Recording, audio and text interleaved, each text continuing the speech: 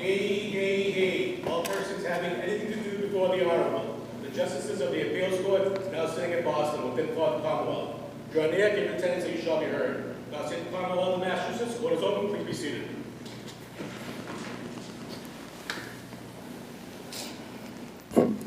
Good morning, everyone. My name is Vicki Henry, and I'll be your panel chief today. And I should say my pronouns are she, her, and judge. And on my right is Justice Desmond, and on my left is Justice Englander. Yes. And Justice Desmond uses he, him pronouns. Today is the December 9th, 2024 sitting of the Appeals Court. I've been informed we're having a little trouble with the YouTube live stream or recording video, so I don't think today will be live streamed. I apologize to the extent anyone had clients or other folks who were wanting to listen in. The rules at the Appeals Court continue to be that we have 15 minutes per side, and for better or for worse, no rebuttal. And you'll see some of us have these giant iPads. That's because that's where our case materials are. We try to be fairly paperless here. So if you see us looking at those, that's what we're looking at, your briefs or the record appendix, et cetera. And with that, we'll call the first case today. We have 5 cases on, so we'll probably do 3 and take the mid-morning break. The first case is 2023 P913, Commonwealth versus CORRY.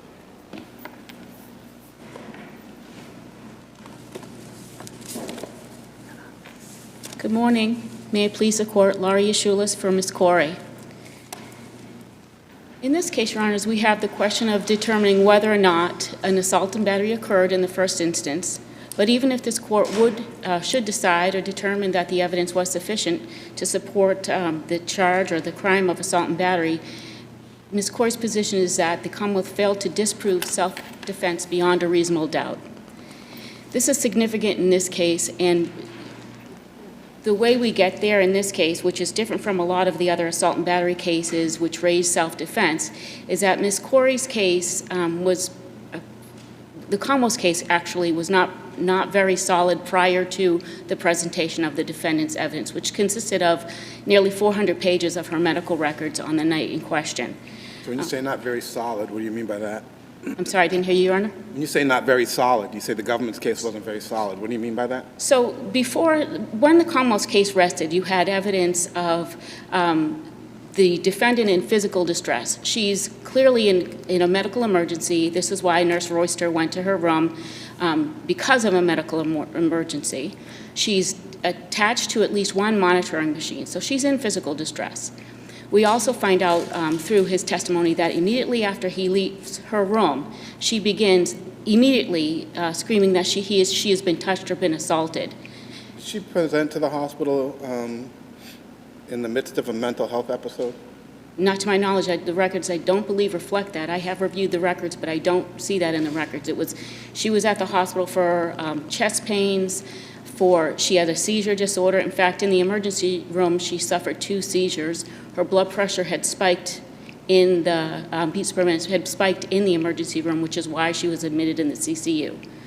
I think what we're trying to understand, and this may be a question for the Commonwealth, but normally when someone goes to the hospital and is in distress and is seeking help, they don't, even if they behave unfortunately, they don't always catch a charge. We're trying to figure out what's happening here. Correct. So the evidence would suggest either that she was assaulted by Nurse Royster or that she reasonably believed that she was assaulted. And the can we just stop for a moment? I mean, the evidence is that she pushed him. That's the evidence. She pushed him and she said, "Get the fuck out of my room," right? That was the Commonwealth's evidence. And we have sexual assault cases here, every month where the only witness is the person who's been sexually assaulted. And that's enough evidence, right? That's the evidence of the assault. So we have sufficient evidence of an assault. So if the court's satisfied that there's sufficient Well, evidence... I mean, that's the law. It has to be the law because, that's a witness who perceived and observed that this occurred, the victim. But the Commonwealth failed to disprove self-defense. Okay, that's a different question. But when you start off and say the case is weak, I mean, we have these cases, like I say, every month, sometimes more than one. it's sufficient evidence of the assault. Now then you say, okay, but they didn't disprove self-defense. And that was the basis of the defense. There was an Yeah, but argument at trial. There was I'm sorry, Your Honor, if you'd like Well, to. can you break down why they did not disprove self-defense? Sure, because the medical, first of all, you have the evidence of Mr. Royster, he leaves a room and she's immediately screaming and yelling that she's been assaulted. You agree? That assault goes on for over an hour. You agree that this comes down to a credibility issue? I don't think it comes down to a credibility issue I'll because, let you finish your thought. Go ahead. right, well, because the defendant didn't testify here, but we do have evidence of her thoughts and beliefs, right? We get that through Nurse Royster's testimony of she's screaming and yelling that she's been assaulted. Then we have Officer Santos that comes in, and for over an hour, Ms. CORRY is screaming and yelling that she's been assaulted. So this is a long, long-standing She says complaint. lasts a long time. Excuse me? What she says lasts a long time. But She's- to Judge Desmond's question about credibility, isn't the evidence that the victim came to the room and she got up and pushed him? And that's the victim's testimony, right? So that's without justification, which is what has to be proved, that the assault was without justification. Correct. Can't we infer that it was without justification from the victim's own testimony? No, because even if we accept that as true, even if we accept the victim's statement as true that she pushed him and that he says it's without justification, then we look to whether or not the justification... He didn't say without justification, though. All he did was he said, I came to the room, she started yelling at me, and she pushed me. And the inference from that is that it was without So justification, right? justification can take many forms, however, Your Honor. So if we look to the case on justification and self-defense, and we look to the reasonable belief, right, you have three factors you have to, the Commonwealth could, in order to disprove self-defense, the Commonwealth was required to prove at least one of the factors was not shown, and that was she didn't have a reasonable concern for her safety, whether or not that reasonable concern or that belief was mistaken. The second one is that she didn't use all means to retreat, and the third one is that she used enough, not Well, let's minimal focus force on than one. necessary. Let's So focus one. on one. The evidence as to one was what? So the evidence as to one is the medication she received, and even the Commonwealth's witness testified, this nurse, 16-year veteran nurse testifies that those medications can cause confusion, can cause Right, hallucinations. but you keep skipping the victim's testimony. No, even if we accept the victim's testimony is true, that he goes into her room. Your argument is, as a matter of law, she acted in self-defense. Under the mistaken but reasonable belief in the circumstances that she had been assaulted. And so that comes from the medical records. Why is that a reasonable belief? Because it comes from the medical records. When the nurse testified, a Commonwealth witness testified that these medications can cause confusions, hallucinations. She's given, if you look at the medical records, there are nearly 400 pages. She's giving inordinate amounts of medications that each one of these medications cause similar side effects, including confusion, potential, and Ativan, which could cause hallucinations. She's giving over, I think she's there for just over a day, and she's there at 3 o'clock in the afternoon. She's discharged the next afternoon at 8. It sounds, counsel, like a jury argument. Very well made, but a jury argument between the victim who says, I walked in the room and I got pushed, and a defendant who says, no, I was in the middle of an episode that caused me to reasonably believe that I was being assaulted. But I would disagree, because I think the medical records don't contradict the nurse's testimony. They corroborate it. So now we don't have a credibility contest anymore. It doesn't even rise to the level of getting to the jury because it's not sufficient. What those medical records do is show us the times, the types of medications, and the amounts of medications that even the Commonwealth witness testified could cause confusion, hallucination. It could cause it. So how do you determine that it did cause it? So now we look at her condition at the time of the push, right? We're assuming the push occurred. We'll agree the push occurred, right? The push occurred, and what happens?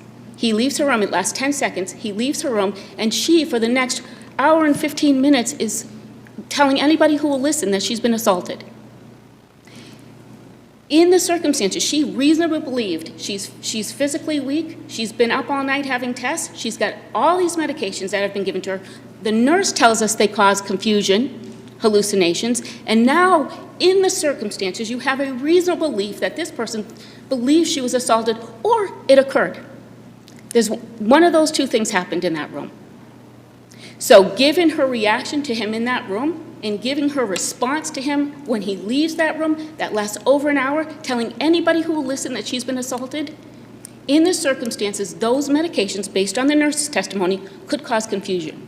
Could, but isn't that a question of fact for the fire of fact? It's Ms. Corey's position, it's the defense position, that we don't even get there. I understand that's your position. So, I don't believe that this necessarily is a question of fact. The Commonwealth cites the Pike case. That case, they don't even reach that question. They don't reach whether or not that first part of the Have any analysis case where, I'm sorry, Your Honor? do you have any case that we can look at where an appellate court has said as a matter of law that based on the defendant's, what the defendant said, that their action was in self-defense as a matter of law? So I've cited to the glass. The question is, do you have a case? Not off the top of my head, Your Honor, but what I'm looking towards is the deterioration cases and the cases that we talk about, how the Commonwealth case deteriorated so it doesn't go on to the jury, and the medical records corroborate. They corroborate the theory. They tell you the times, the amounts, and the types of medications. It's a corroboration. It's not a contradiction. It may or may not support that theory. That's up to the finder of fact.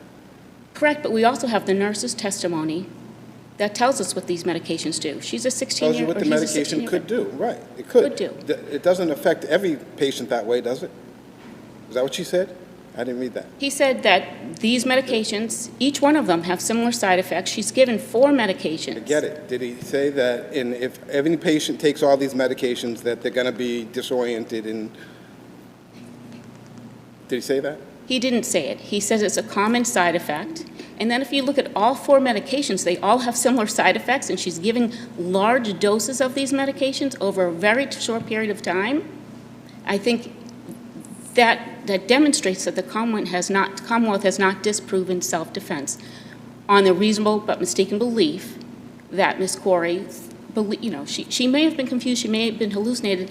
I don't think that becomes a question of fact. I think at that point it becomes a question on whether or not the Commonwealth has disproved self-defense beyond a reasonable doubt.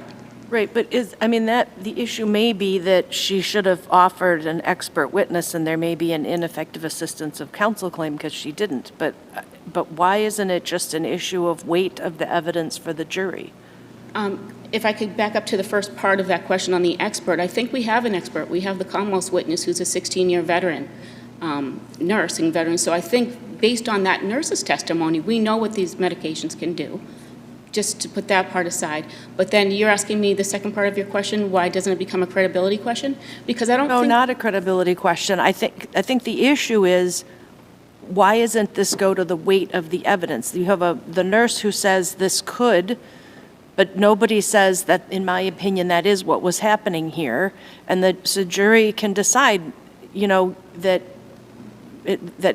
they can look at the weight of the evidence and they can make a decision. I think that's why you're hearing all 3 of us ask that question. Right. It's the defendant's position that, again, the way that the evidence is presented here and the defense is presenting all these medical records, that should have been enough for the judge to allow the motion for required finding. And I think it is important to note here that the judge only had these records for minutes before he denied the motion. I would argue, Your Honors, that I think he had them for maybe 10 minutes before he denies the motion, to the extent that that goes to whether or not, those records sufficiently deteriorated the Commonwealth's case or were enough to support the defendant's claim of mistaken but reasonable belief. The defendant would argue that, those records were enough, that the judge should have denied the motion for required finding of not guilty. So you argue that the word correction in the transcript really should have been aggression. Did you ever file a motion to correct the transcript? I did not, Your Honor. I listened to the FTR as I put in my footnote, and also there's 2 places that I put in my footnote where there's arguments to the court about that particular, the nurse's testimony. And if I don't have those footnotes right in front of me, Your Honor, but the defense is arguing to the court, and he uses the word aggression. So based on the fact that I listened to the FDR and the fact that... I mean, generally, we need a motion, but obviously, we'll ask the Commonwealth what she thinks, and she has a duty of candor to us, but I don't know how to get this message out to both sides, because both sides do this. They don't like the transcript, but the proper mechanism is to file a motion. Otherwise, the transcript is what the transcript is. I would alert the court that the Commonwealth did not challenge that in their brief as well, Your Honor. That is a very fair point. Are there any other arguments you want to bring before us? I've clearly stated the second and third issues in my brief. If there's no questions on that, I would rest on my brief on those issues. I did want to ask if you're arguing that the failure to object to the prosecutor's single use of the term assault and battery in a question was ineffective assistance of counsel. My argument would be that it goes to whether or not there was a miscarriage of justice in this case. I have not filed a motion for new trial on that ground, and I recognize that, and I point that out to the court, but I would argue that even if it were an ineffective claim, even if an unobjected to error would receive the same review, substantial risk of a miscarriage of justice. All right, and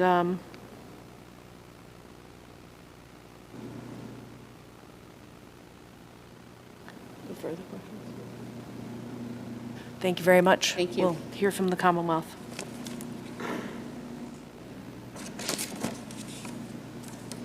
Good morning, and may it please the court. My name is Melissa Johnson. I'm an assistant DA in Plymouth County here on behalf of the Commonwealth. And starting off with the first argument that my sister began with, I would just remind this court that the defendant was entitled to and did receive a self-defense instruction here. And that self-defense instruction included a specific instruction regarding reasonable but mistaken belief that someone their life is in danger. And it also included specific instructions regarding how the effect of medication or mental impairment would affect that reasonable but mistaken belief. What do you think is going on in this case? Well, I think do you mean why was she prosecuted? I think why are we here? What's going on? How did she present to the hospital with seizures and chest pain and nausea and vomiting? Mm-hmm. And even if she did push him, mm-hmm. Why is she being charged with a criminal offense in the middle of this seemingly health episode of some sort? Will you agree that she was acting somewhat irrationally, even if you believe your opponent's characterization of being medicated or overly medicated or whatever else was going on? Why is she being charged? Well, I wasn't a trial prosecutor, so I can't get into that particular person's mind. But I would say just on the surface, and I'm speculating here, when you have a medical personnel who has been assaulted without provocation. We say assaulted. Intentionally. She touched him. Right. I mean, that's going to happen in the course of treatment. I understand that medical personnel, they have the risk of that happening with patients. But number one, this was an intentional push without provocation, coupled with the fact that she was accusing him without any basis whatsoever of sexually assaulting him. So I think a combination of those things probably led to what happened here. I don't know what led up to the trial, whether she was offered a fair resolution or not. I don't have that information. But just looking at what happened here in terms of what we could prove, and in terms of what this victim may have wanted in terms of a resolution, and we have to take all of that into consideration when we decide whether we're going to exercise our discretion. I don't believe it was an abuse of prosecutorial discretion here, because we do have a medical personnel who is helping someone, who is going to help someone, and he's being assaulted. So I understand your concern, and I understand this isn't the case of the century, Your Honor. However, we do have to take all considerations here, including what the victim wants, and here where a victim is being accused unjustly of sexual assault, we do have to take a lot into consideration here. But I do understand your concern. I think just looking at the facts, Your Honor, in terms of whether there was enough evidence here, certainly. We have an intentional push.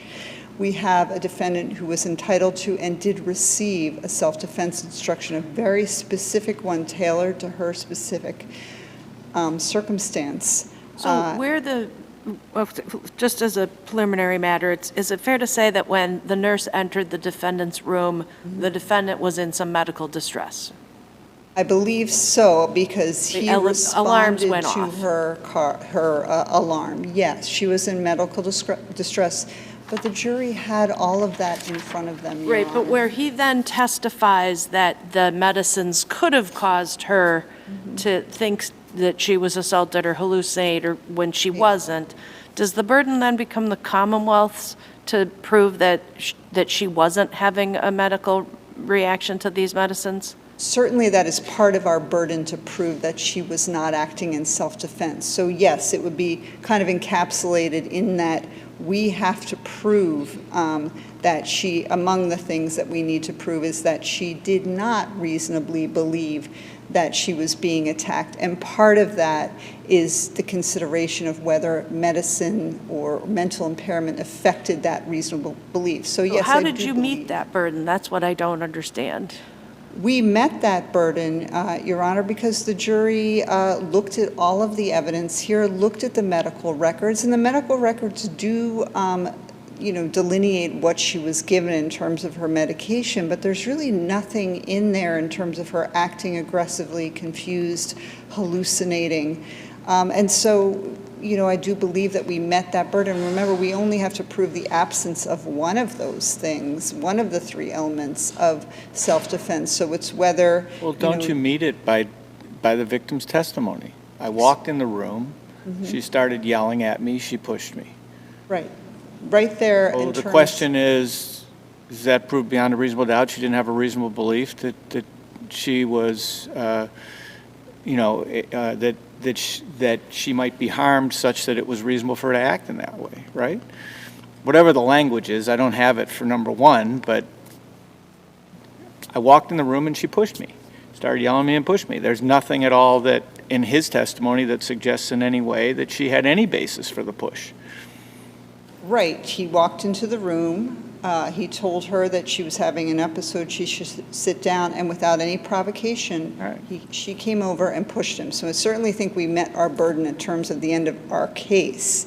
And then in terms of the end of the defendant's case... That's what I'm asking, though. Did you meet the burden of proof? Did you have a burden to prove that she wasn't hallucinating from the medicine? Let me back up. Let's say she was hallucinating from medicine, and that does happen, right, where people are literally seeing things that are, not there, okay? Yes. Did you have a burden to prove that that's not what was happening here? Initially, you mean, at the end of our case? As part of your case, We have a burden to prove that the defendant intended to touch the victim. I suppose as part of that, it could be how that medicine might have affected that intent. But initially, sure, we have a burden to prove intentional. Oh, you proved, right. You have a burden to prove that it's without justification. You have a burden to disprove self-defense. Yes, Your Honor. Right. Which means you have a burden to disprove one of those three elements, right? Yes, Your Honor. Yeah. So, this defendant got what she was entitled to. She had a self-defense, a very, very fulsome, specific self-defense instruction. She was not entitled to a court-directed acquittal here. The jury had all this information before them. They had the testimony of the nurse who described what the effects of these medications may or may not have been on anyone. So let's assume for the moment that she was hallucinating from the medicine and she really believed that this nurse sexually assaulted her. Is there criminal liability in that instance? If we have not disproved that, then... Right, so how did you disprove that? Did you even charge? Excuse me, I'm sorry? Was there any sexual assault charged? No, because there was no sexual assault whatsoever. Did we disprove that? I believe we did. The How? jury That's what- looked at the medical records and found simply that there was just not enough to prove that this particular, and it's hard because we have the burden of proof, but it was not enough to show or kind of disprove that she was acting intentionally, because we had some medications, but we don't have any information as how they may have affected this particular defendant, whether she was under the influence of those medications. So, you know, we proved our burden at that point. The jury had that information.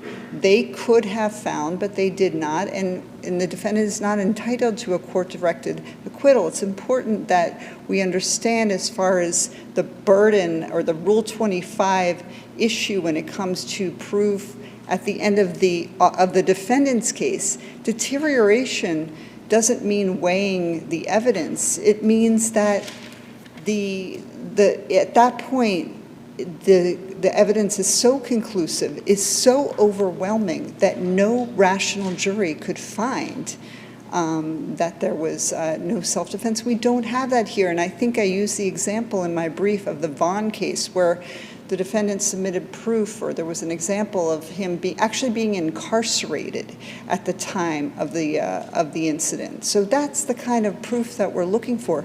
Even when there is a video surveillance of someone, that's not enough. This court has said that's not enough, okay? It has to be conclusive. It has to be absolutely overwhelming, and we don't have that here. So what we do have,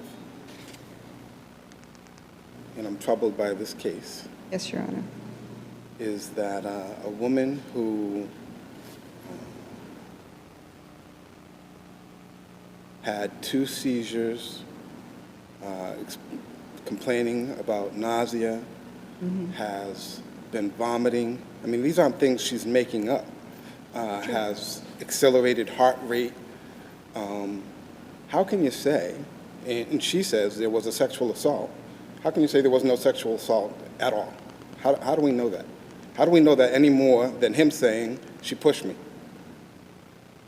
Well, you have the victim's testimony. You also have a detective that tried to follow up with her, and she refused to talk to him.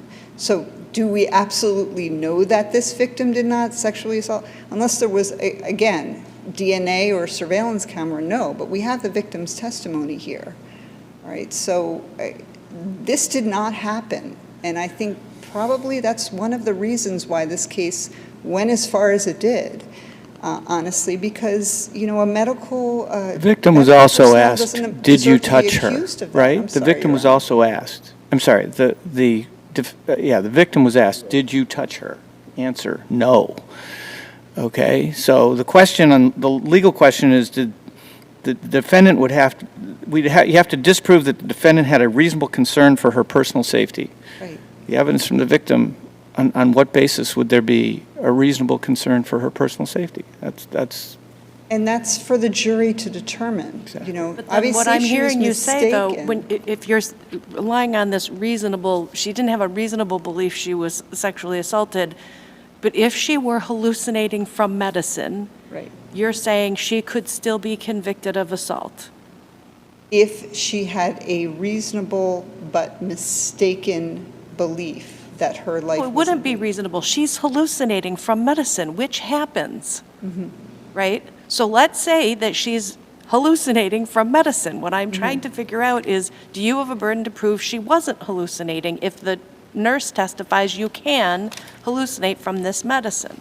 I don't believe the nurse ever testified as far as hallucination. So... Yeah, I don't think he went quite that far, but he Right. did indicate you can have, he did give some testimony that gives one pause. I think the jury would have to look at all the circumstances and decide, was it reasonable or was it not reasonable? Right, but how would they do that without medical guidance, Well, they can look at the medical records. right? And they have it, and as my sister said, there is a But, nurse. I mean, I'll just, okay, so They were you know, instructed. let's say hypothetically, because this definitely happens, you are in labor and they give you Pitocin and it causes muscle contractions and involuntary movements, right? So and maybe this is a good thing, maybe it's a bad thing, but they will not tie your hands down, but your hands are moving and you touch But you're the talking about- doctor, right? So, and then you say, and the nurse in this says, well, Pitocin can cause these muscle Right. contractions. You're talking about an involuntary movement. Well, This is right, an intentional. hallucination is not voluntary either. And the jury was instructed that mental impairment could be a part of the equation. They were given all of the guidance that they needed to figure this out. So they knew that mental impairment was part of the equation, decided whether this was reasonable or not. They were given guidance as far as whether medication was part of that equation or not. This is not a situation where she was involuntarily flailing around because of medication. She decided to push a nurse who was trying to help her. She wouldn't leave the hospital, and they had to taser her. So you're thinking that And at the same time, she's talking on the phone. Clearly, she is in control of her mental faculties at that point. So you believe she was acting rationally? Is that what I hear you say? I believe she was acting intentionally, and that is what we need to prove, whether she used the best judgment or not. You think she was acting rationally? I think she was certainly not having a good day. That's what that means, yes or no? Do you think she was acting rationally? I do think she was. She was acting intentionally. I do. But he's asking you if she was acting rationally, not intentionally. When you say rationally, do you mean like she was giving it a lot of, well, what are the consequences I mean, of I'm what looking at her doing? behavior in the whole, and it doesn't Right. seem rational to me. So I'm just asking, does it seem rational to you? She's clearly having a tough time. She's not having a good day, and I think that was If we call seizures and vomiting and heart rate Right. not having a good day, I guess she's not having a Right. good day. Fair to say. Right, but this is not a person who is not in control of her limbs. I mean, she's not flailing around as in the Does that happen when you Pitocin. have seizures? I don't know, it could. But clearly, from the testimony of the victim, she walked over to him, she pushed him, and then she started accusing him of sexually assaulting He's her. responding to her. Why is he responding to the woman? He's responding to her because her heart rate is elevated. And all of this was before the jury, Your Honor. It was all before the jury, okay? Can I ask one? Sure. Prosecutor gets up, and in the second paragraph of his closing argument, he says, she pushed him to the point that he had wounds on his chest, wounds that he then had to go to the emergency room, wounds that then he had to self-medicate for that entire following week with alcohol. The statement is false on two grounds, right? There was no testimony as to alcohol. There was no testimony that he had to dress the wounds for the whole following week. I think he said he treated it with soap and water. Treated it with soap and water, and he didn't say that it lasted for a week. He did say, actually, it took He about... said that they went away after a week. He didn't say, I treated it for a week. And there's a difference. And the prosecutor took advantage of that in the second paragraph of his closing to try to say to the jury, oh, this isn't just some little case. He actually injured this person. That was over the line, wasn't it? I believe the part about the alcohol, yes, Your Honor, it was a misstatement. Was it over the line? Given the fact that... Well, any misstatement's over the line when it's material. I understand, Your Honor, but there was no objection here, okay? There was no objection, so the question is does this create a substantial risk of a miscarriage of justice? And you have a judge that instructed carefully the jury that, number one, their memory controls, and closing arguments are not evidence, so that's important to, and also specifically to assault and battery, that we don't need to prove injury, we just need to prove likelihood of injury. You don't need to prove it, and- but somehow the prosecutor thought it was important to emphasize it in the second paragraph of their closing, and actually to exaggerate it. Your Honor, That's not good, Ron- that's not good practice, is it? I understand it's not good practice, but Okay. the victim did testify that he was scratched by the defendant. He Mm-hmm. had lacerations, okay? And no, it was not based on the evidence, the comment about alcohol. It was a mistake. Yes, I come forward to this court and I'm going to say it was a mistake. However, this defendant is not entitled to a perfect trial. She's entitled to a fair trial. And where the judge has instructed the jury that their memory controls on the evidence, that these are the elements of assault and battery, and injury is not what you need to prove, then I would submit that that misstatement did not cause a substantial risk of a miscarriage of justice. If there are any further questions, I would be happy to answer them or rest on my brief. Thank you very much. Thank you. Case is submitted.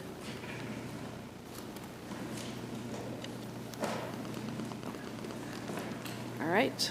We'll call our second case, which is 2024 P129 Commonwealth versus Rodriguez, and I'll also let everyone know that the video is now working, so we will be, if we weren't already live streaming, we're live streaming now.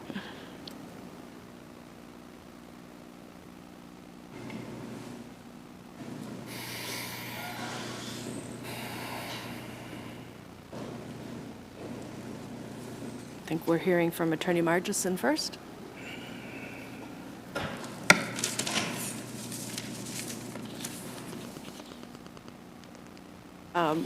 You can begin in just a second. I usually actually say we're a very hot bench, but I think we've already demonstrated that, so with that. Good morning, Your Honors, and may it please the Court. My name is Jenny Margison, and I represent the appellant, Mr. Juan Rodriguez. I'd like to start this morning by first addressing that the Commonwealth failed to prove two elements relating to the leaving the scene causing personal injury charge. As Your Honors are aware, there are four elements that the Commonwealth needs to prove: operation, public way, knowingly collided with or causing injury, and did not stop and make his name and information known to the victim. So just as a housekeeping matter, your public way argument only applies to hitting the pedestrian, not the OUI charge, correct? Correct, yes, Your Honor. So knowing that the elements come public way and then knowledge, I'd like to first start with knowledge, if that was okay with Your Honors. So in this case, there was one witness, Miss Sophia Leet. She was not sure which got hit first, the fence or the pedestrian. What she was very clear about, though, however, was that there was no injury. Do you agree that there are cases out there where the knowledge that someone was injured or hurt has been inferred? Yes, there is. However, I don't believe that those cases apply in this case, specifically because, well, the Daly case, for example, he knew he had an accident. He stopped. He got out. He looked around. He didn't see an individual. So he got back in his car and he left. And then the Rijo case, where he knew he caused an accident, but he wasn't aware that he had caused personal injury. In this case, the accident occurred In the Daly case, on those facts, how did the court come out? It overturned the conviction. The finding of knowingly. Yes. Yeah. In this case, the accident occurred. You say it's a reasonable inference that he believed he'd struck only a fence and that he exited his vehicle and didn't see the pedestrian who'd already walked away. But are we supposed to consider reasonable inferences at this point, or should we be looking at the evidence in the light most favorable to the Commonwealth? I believe it's the light most favorable for the Commonwealth. I wasn't trying to imply that he saw or didn't see the pedestrian. The facts of the case as they came in were that he was in the parking lot, he pulled forward, he struck a fence and or a pedestrian. Were the facts that he was in the parking lot? Yes. Ms. Leet was very specific that she heard a crash and she saw a car had entered the parking lot. That's from the first transcript, page 21, that the car then moved forward and hit a fence. The pedestrian got right up and looked like she was fine, pages 22 and 23. She asked the pedestrian if she needed help. The pedestrian walked away. My client backed up and was in the middle of the parking lot, got out of his vehicle, and was standing there in the parking lot holding his arm, I believe was the testimony. Did she ever say that he was in the parking lot? Yes. That's what she said specifically? Yes. Where? Where she say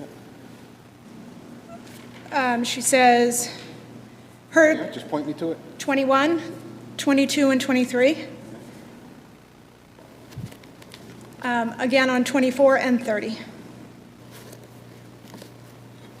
She talks about how the parking lot was gated and fenced, and then that after the crash they removed the fence. Yeah.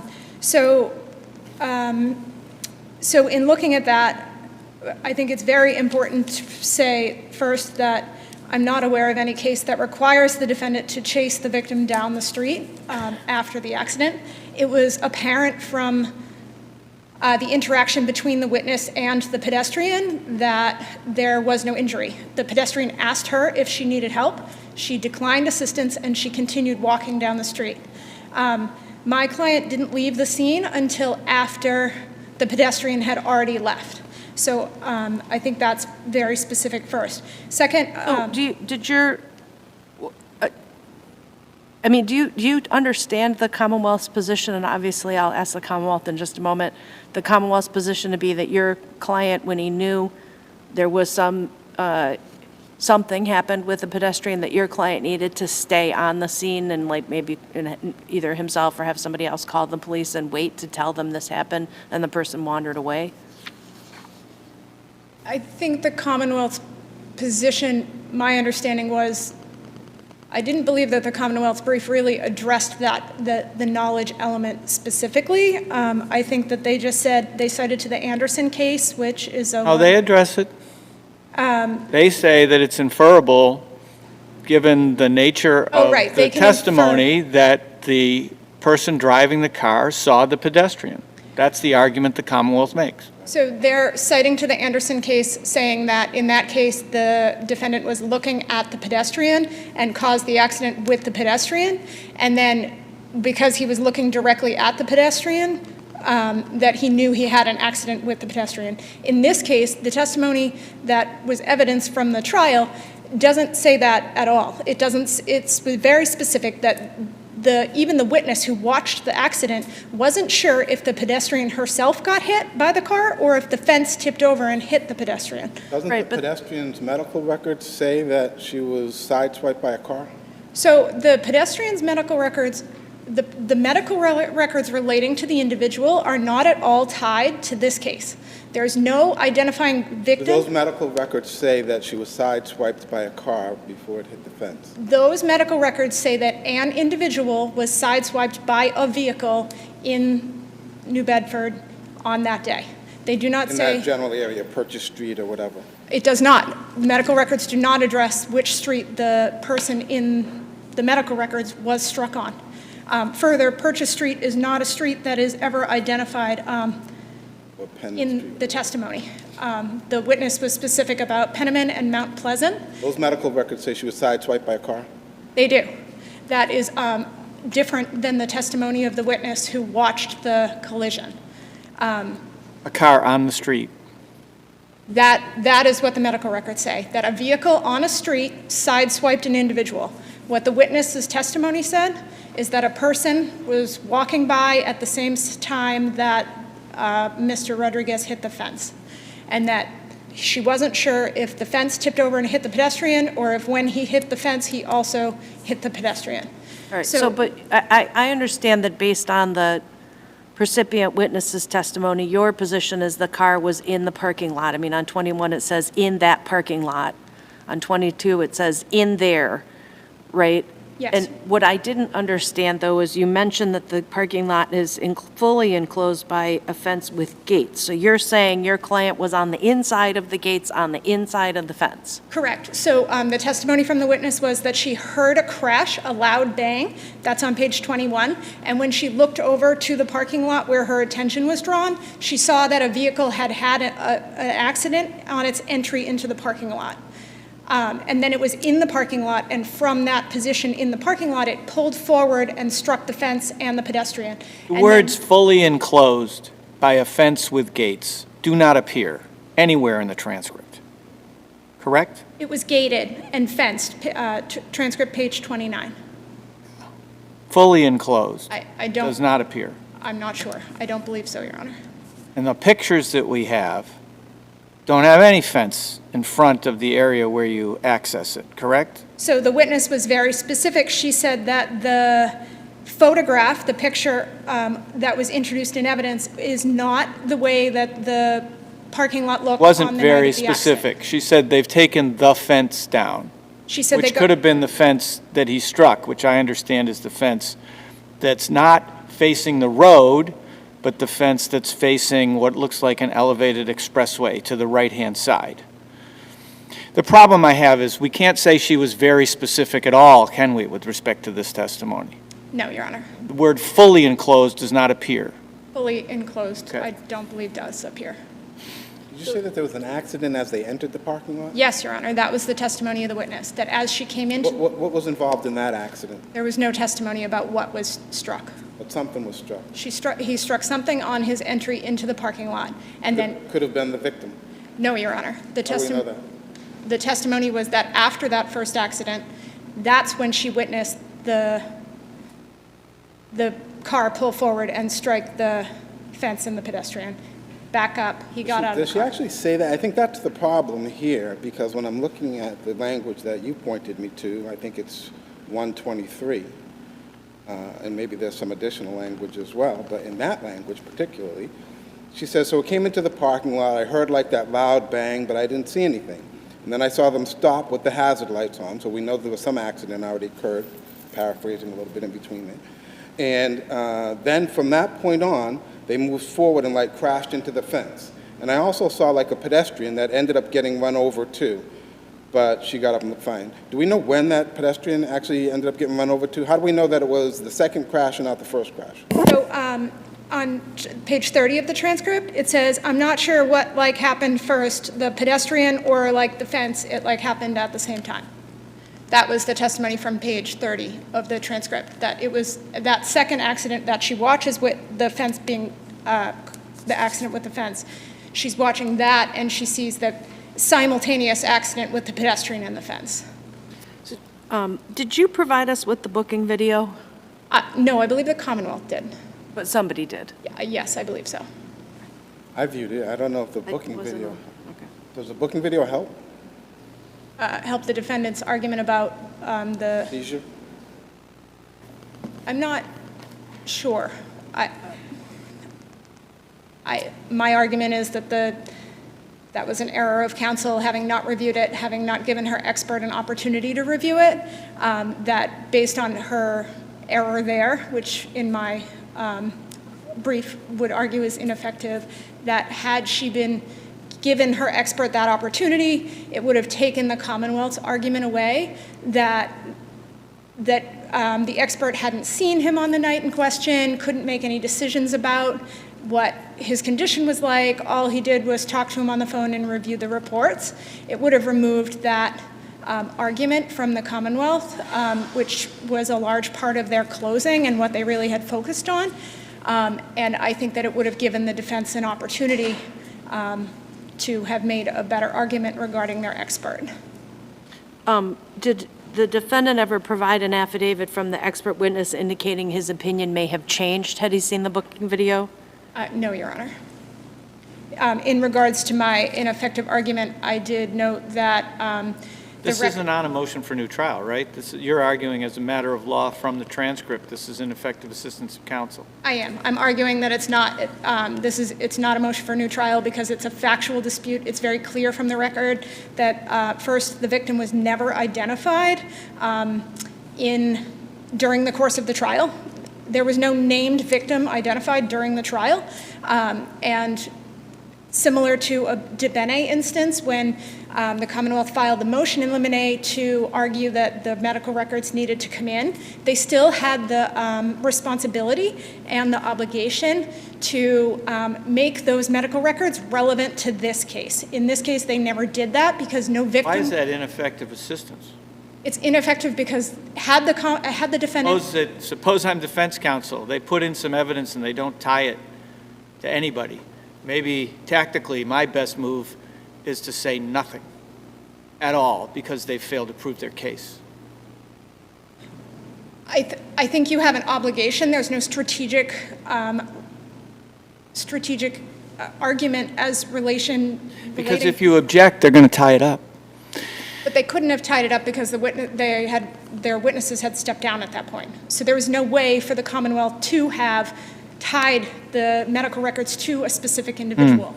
At that point, they had You're saying they couldn't have called somebody at the point when they tried to introduce the medical records. There's an objection from defense counsel, and the objection lacks foundation.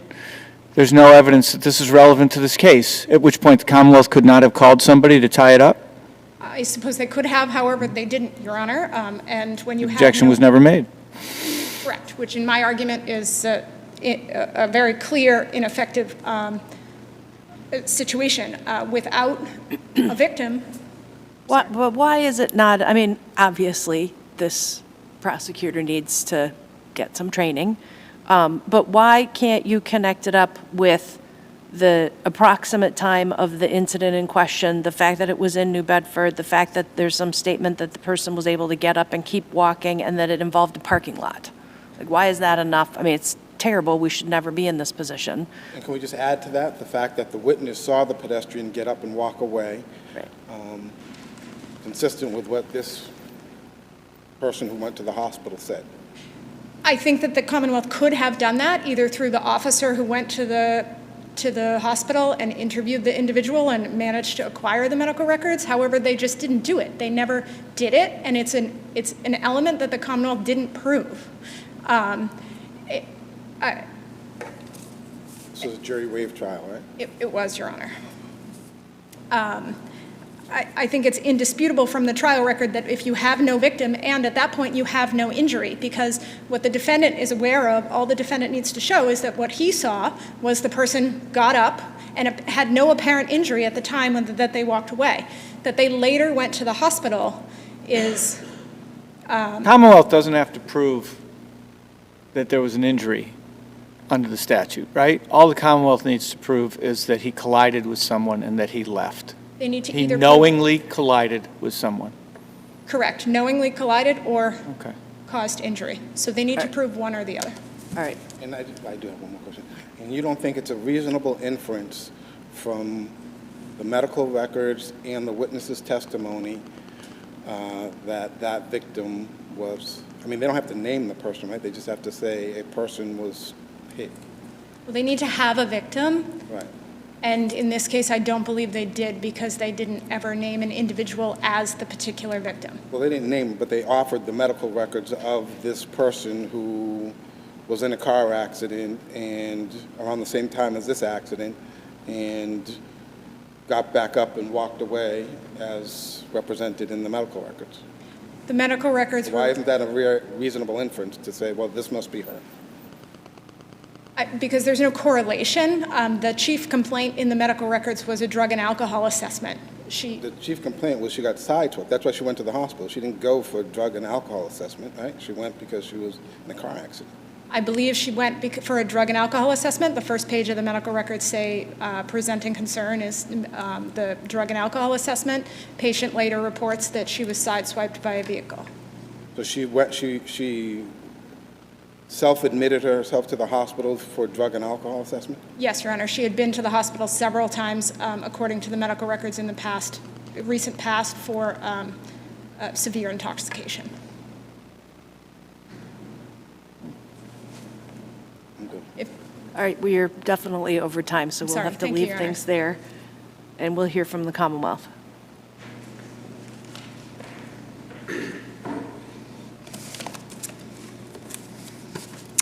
Good morning. May it please the court. Alicia Sanchez for the Commonwealth. Can you pick up where counsel left off? Do you think it was reasonable to infer that this victim was the same person who was involved in the car accident? Yes, so I think it was reasonable to infer that the victim was the victim who was the pedestrian in the car accident. The records indicate that the victim came in due to an injury that she received when a car driving on the street sideswiped her. The time of the records are around 11:30. The incident was around 10:30. It was at St. Luke's, which is in New Bedford. The testimony said the accident happened in New Bedford. And so I think it is all reasonable to infer. Doesn't identify where the car sideswiped her, right?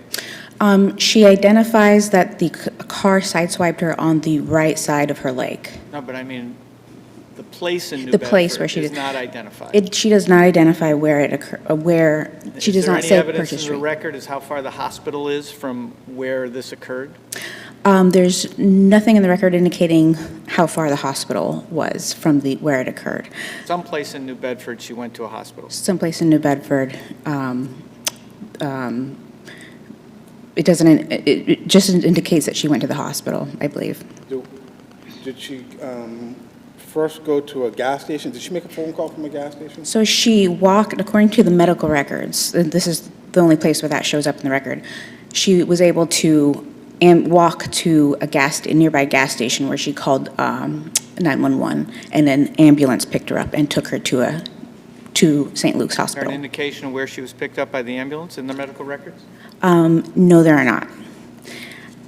But it is our position that these were the records of Brenda Torres, who is named in the motion to eliminate, which we understand is not part of the trial record, but she was the victim who was the pedestrian in the matter. Let's, even if we assume that that's sufficient to tie those medical records to this event, there's nothing in the record that says that the defendant knew that he had struck anyone. So on the knowledge, the sufficiency of the evidence to prove knowledge, the evidence was sufficient to prove that the defendant knew that a collision had occurred. Here, we know three things. A collision with a person. With a person had occurred. Okay. Here, we know three things. We know that Miss Leet from the skate park could see that a pedestrian had been knocked down and that she got back up as a result of the collision. And we know, we can reasonably infer there that if Miss Leet could see this from her position, that the defendant could also see what was ahead of him, a pedestrian. Why? Is there any evidence as to the line of sight from the skate park to this? So we don't know as far as distance.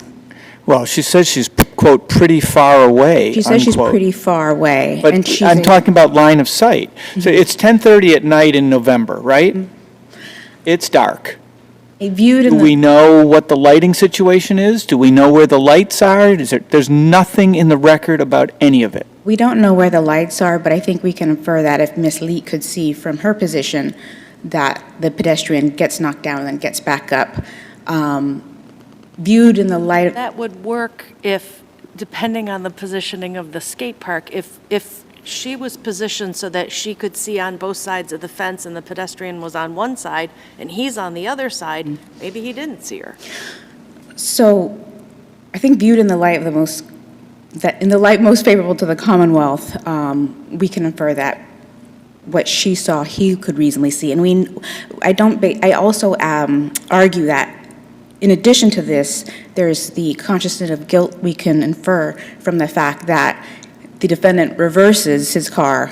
I'm sorry. He eventually... Before you go to consciousness of guilt, Yes. let's stick on The what three he things. saw or knew. You said three Okay. things. The witness saw it. The witness saw the collision, saw the pedestrian get knocked down and get up.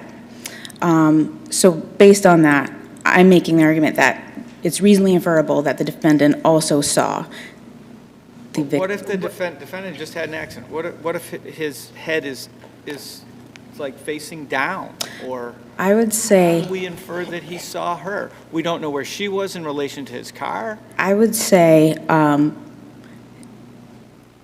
thinking that the defendant had his head down would be viewing the evidence in the light most favorable to the defendant, and here in the sufficiency argument, we're viewing it in the light most favorable to What the... I'm doing is, I'm taking what the evidence is, Mm-hmm. and I'm asking you how we can draw a reasonable inference that he saw.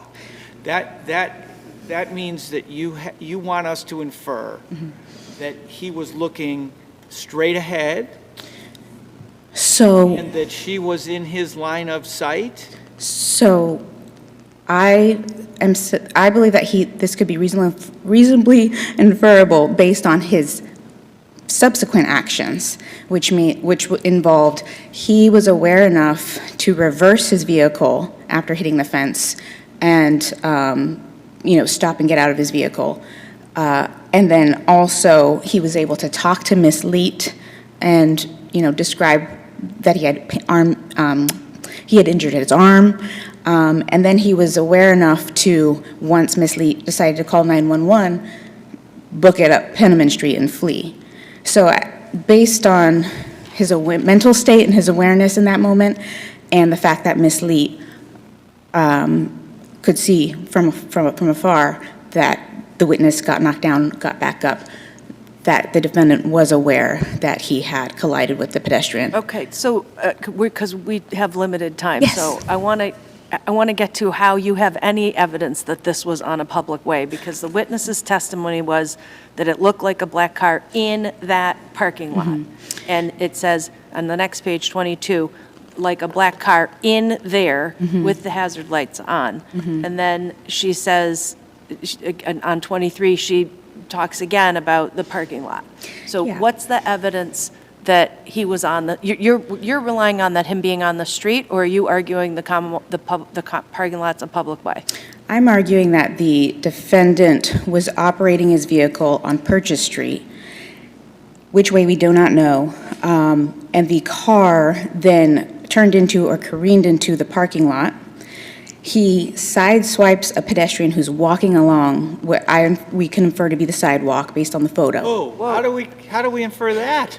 So the defendant, the witness indicates that the pedestrian was walking by the fence. That's at transcript 1, page 30. And she's not sure, Ms. Lee isn't sure whether the He strikes the fence from inside the parking lot. there's no testimony saying that's from inside the parking lot. He is in the parking lot, and then So- he strikes a fence. So, Is that the only reasonable inference? the beginning of this teenage witness's testimony is inarticulate. She starts off saying, I look over and there's a car in the parking lot. But she says at page transcript 123, when the car came into the parking lot, she heard a loud bang, then the car moved forward and crashed into a fence. She also saw the pedestrian get knocked down and get back up. From the medical records that also came in unredacted, we know that the pedestrian was sideswiped by a car driving on the street. Okay, but I want to be clear. You are relying on medical records to prove public way. I'm relying on, I think public way is proven just based on the testimony and the photograph that it had occurred on Purchase Street. Right, the photograph that came in when the witness said this isn't what it looked like that night. So she said Come the on. only way that she says it didn't look like that was the fence Which is was no longer which there. is the critical feature So- that's at issue. So I'll just start with we know that Ms. Leet's in the skate park and she sees this, she's in the parking lot next to Purchase Street and Penniman Street. Then we see the fence, she sees the fence get hit along the parking lot located on Purchase Street. She states that it's Mount Pleasant Street. She's mistaken. The officer then clarifies that it was. She say that it's the fence along, I think she calls it Mount Pleasant. I don't remember her saying fence along the street. In the pictures. Yes. There is a fence that is not along the street. There is a fence that is between the parking lot and the elevated expressway. Yeah. There is no fence, Yeah. quote unquote, along the street in the photograph. So So how do we know that that's the fence he hit? I believe it. Assuming there was a fence there, which I have to say, maybe, I think you can infer it if you want to.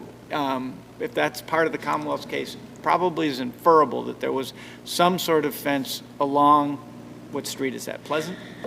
Pleasant, along Purchase Street. Purchase. So at page 29 of transcript 1, page 29 of the transcript, during cross-examination, Ms. Lee indicates that she points to the photo, and we can't understand what gesture she's making based on, and that's kind of why we're having a difficult time. It says alongside that car that's depicted.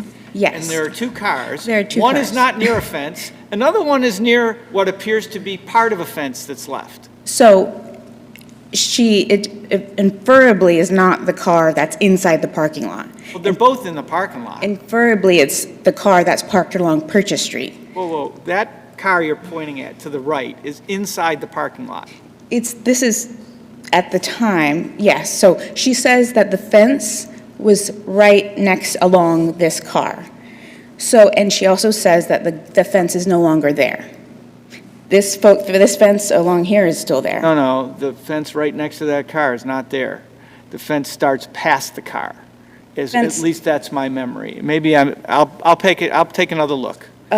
She does say, so it's hard for us to understand, but during this bench trial, we can infer when the victim was pointing to this photograph which she was using to explain what had happened. She points at transcript 1, page 29. She says, the pedestrian was here, the fence was there. Right, but that's why the Commonwealth is supposed to say, please let the record reflect that the witness is pointing at the car, not the van.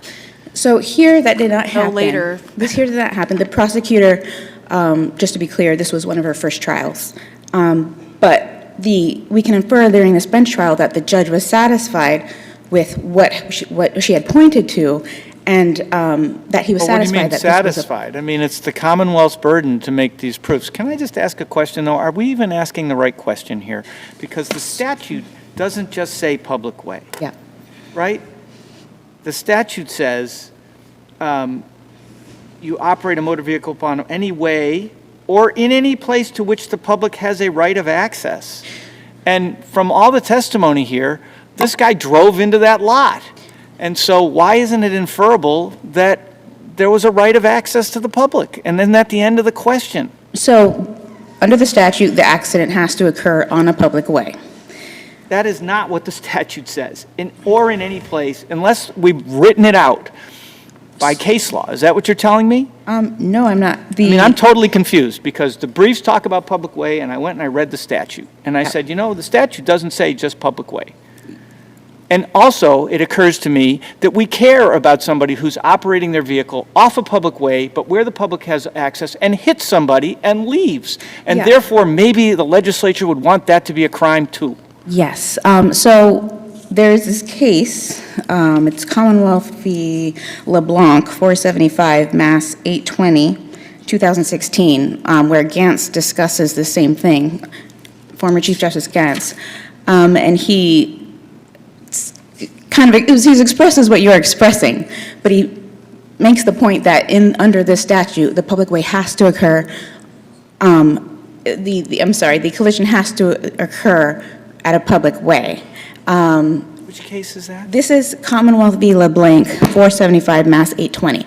But when it comes down to it, all arrows point to public way, because even if it's our position that it occurred on the purchase street. How can that, if it's, 475 Mass 820 in his concurrence. if the parking lot is fenced and the witness says on page 29, quote, all of it was gated, how is that an area to which the public has a right to enter?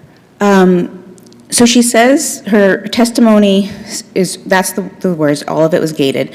But she also says that she infers that there's two entrances, because she says, I'm talking about the first entrance. So we can infer that there's two entrances here, and there's arrows throughout the parking lot. It doesn't make sense that it would be all gated if, He drove in. well, No, he could have crashed through a gate, and that's what she heard that initially attracted the attention. I actually want to ask a different question, which is, can a defendant be convicted of leaving the scene of hitting somebody or causing personal injury if that person that allegedly was hit got up and left first?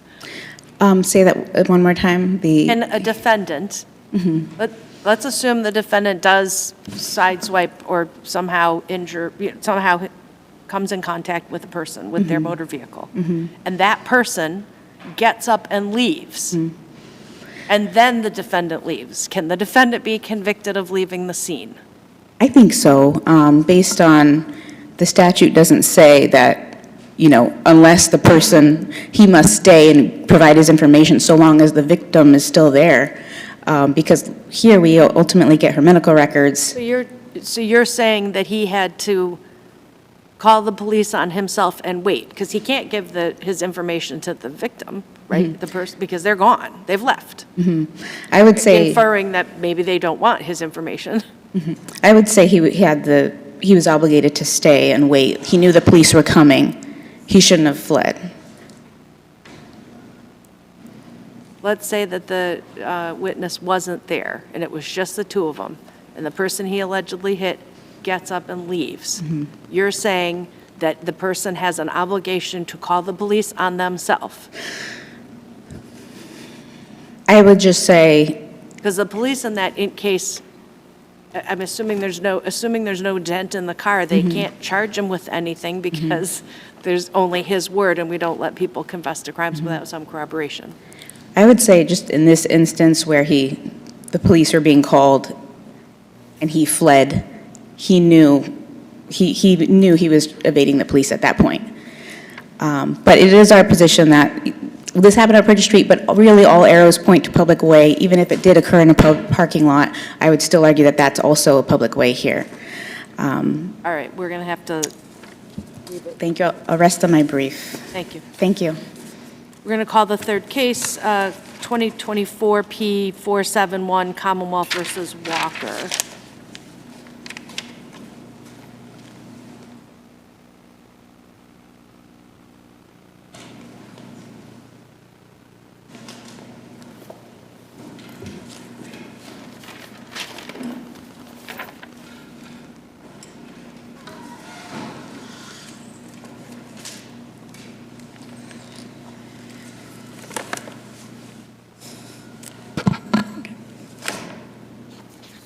Panel, thank you. May it please the court, Suzanne Renaud for Ronnie Walker. Your Honors, I'd like to start off with a preserved error, the issue of first complaint. And, you know, if I may, I wanted to discuss what the principles are of first complaint that arise out of King, and it's very well known. But the primary principle that King was articulating, which was a holdover from fresh complaint, is the issue of silence and whether and how that would play into a crime dealing with sexual abuse. And so the whole point of this is so that there was an explanation for that silence. And presumably, under the paradigmatic case from King, was that there was going to be a long period of silence, then the person's going to reveal something, and then they're going to provide details. But the thing is, in application, that very rarely happens, and it's not as if the court doesn't consider something that isn't perfectly fitting in with that model of King to be a first complaint. So you don't, it could be something that is immediate. The book on this case, yes, Your Honor. Let's just pause for a moment. Assuming that the complainant was 16, Yes, Your then the statement would not have been evidence of a statutory rape, right? That's correct. So if she was 18, then we wouldn't be having this discussion. 16 is our age of consent. Yes. So, She was 15 at the time. right, but what I'm saying is that her statement about this older man, she wasn't complaining about statutory rape, correct? She was, though, Your Honor. And I think that Not that's... by him necessarily. Well, there are a couple of points on that. The first is, if she's complaining about sex with anybody, and she's saying it's an STD in my vagina, which I don't think it's a stretch to say that, saying I had sex with somebody and that caused a disease in my vagina. So there is, that very word says sex, and she's 15. Which is talking about penetrative sex in a vagina, which could be oral, digital, penile, it doesn't matter which.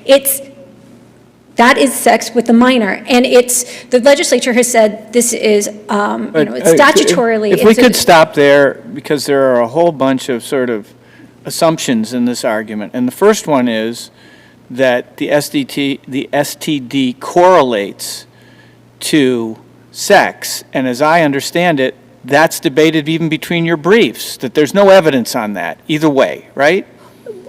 So, Your Honor, I would say that presumption is incorrect. Let me be more specific, that an STD correlates to a sexual assault, something that would rise to the level of a sexual assault. So that is the point that I think I'm trying to make here, is that when a 15-year-old says, I have an STD, even without looking at the medical literature, but the medical literature backs this up, she's saying, I have a sexually transmitted disease. And it's not just like she said, I had it and it was maybe in, oral.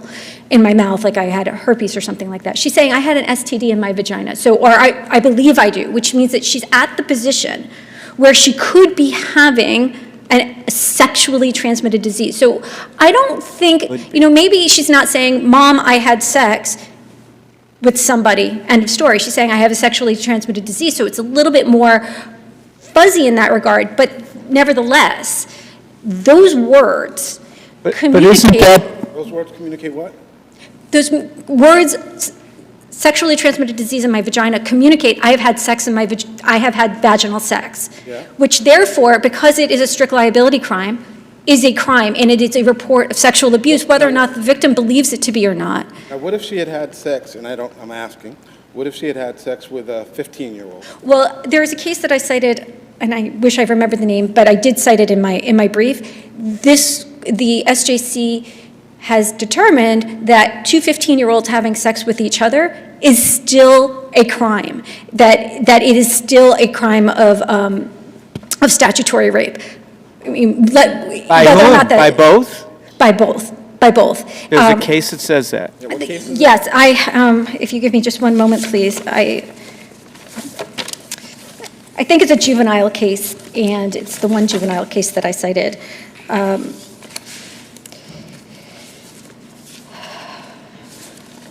Of course, it's right here. I apologize. Take your time.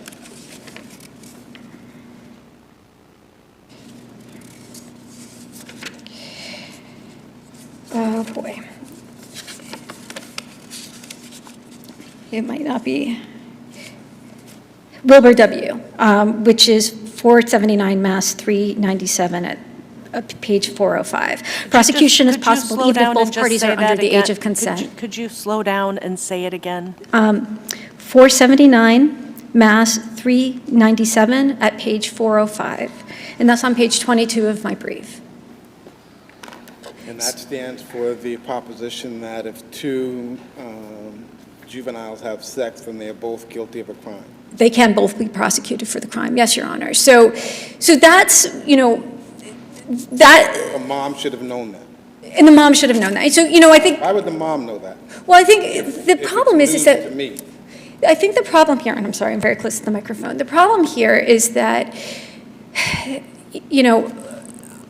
the parties don't seem to recognize that 15-year-old daughter having sex is a crime. But the problem, it is per se a crime. So whether or not, we have this is where I was starting with the King issue, whether or not the parties, the complainant, the first complainant, are recognizing the criminality that's being reported, and a lot of times people don't, and they don't subsequently go to the police. They're not immediately going to the police. That's actually not the litmus test for determining whether or not somebody is reporting sexual abuse. When a daughter, regardless of who the person is, whether it's Mr. Wilson, whether it's Mr. Walker, whether it's another 15-year-old, is reporting, that should be enough. Now, where I was going to say is there are a couple of things. There is a footnote. And that should be enough for what? To be a report of saying that there is a report of sexual abuse, which under Morongo is all that's necessary. It's not about detail. So that word saying, that term vague kind of got overused. It says a vague report that does not communicate sexual abuse. We have cases like Fagundes where she says, I was touched inappropriately. It doesn't have to be detailed. But if the victim doesn't know she was abused, how can she be conveying that she was abused? The victim doesn't need to know. And we have other areas of the law with strict liability crimes where in other cases where we say that, knowledge of the law isn't necessarily indicative of anything. But I think the bigger problem here... Can we just slow down for a sec? The words of King, our first complaint, right? Yes. Okay. If you say, Mom, I think I have an STD, is that a complaint? I believe it is. Why is it a complaint? Because it's an indication. It has to be a complaint of sexual abuse. And it is a complaint of sexual abuse, Your Honor. She's saying I had sex, and under the law, that's not a complaint. I had sex is not a complaint. It is when you're 16. That's I think the difficulty this case is presenting. 15. Thank you, Your Honor. That's the difficulty this case is presenting. You want us to rule as a matter of law along the lines of both Judge Henry's and Judge Desmond's questions, that simply saying, I have an STD when I'm 15 is a first complaint of sexual abuse, even if it could have been sex with a 15-year-old. Yes, but we don't have to go that far in this case. And the reason is... By the way, Wilbur W. is a case, 4 years age difference, boy on boy, right? But the principle... Well, it doesn't say what you say. It doesn't say two 15-year-olds. Your Honor, I apologize. It's been about 6 months since I read that case, but I cited it, and I didn't intend to cite it incorrectly. So... Well, no, I'm just saying it's a different case. It's a very different case than two 15-year-olds, which is the question you were asked.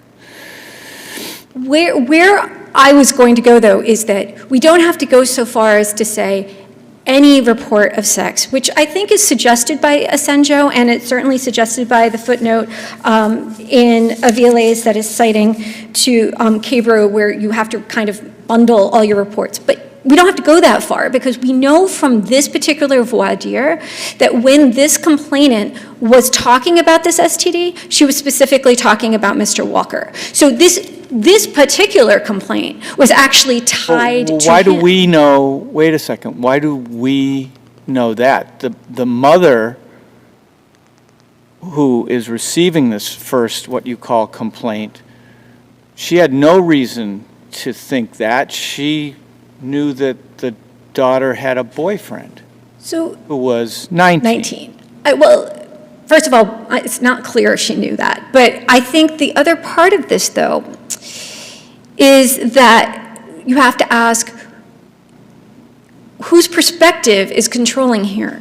Because the complaint... Because isn't that important? I just want to, you started in where I think was exactly the right place, which is what is King getting at, right? But doesn't it matter what the person receiving because King wants to get out one time what complaint was made. And doesn't it matter if the person receiving it has no reason to believe it's a complaint about sexual abuse, because they're not going to ask follow-up questions. They're not going to necessarily get what the complaint is. This is such a difficult issue, Your Honor. I mean, I think there is a case that was the opposite of that, which is Dale, 86 Mass Appellate Court, 187, where the complainant didn't remember making the complaint in the first place. But I think my perspective is that the important thing is that the complainant is at the point where they're ready to reveal and break the silence. Not that the first complainant understands what's being told to them.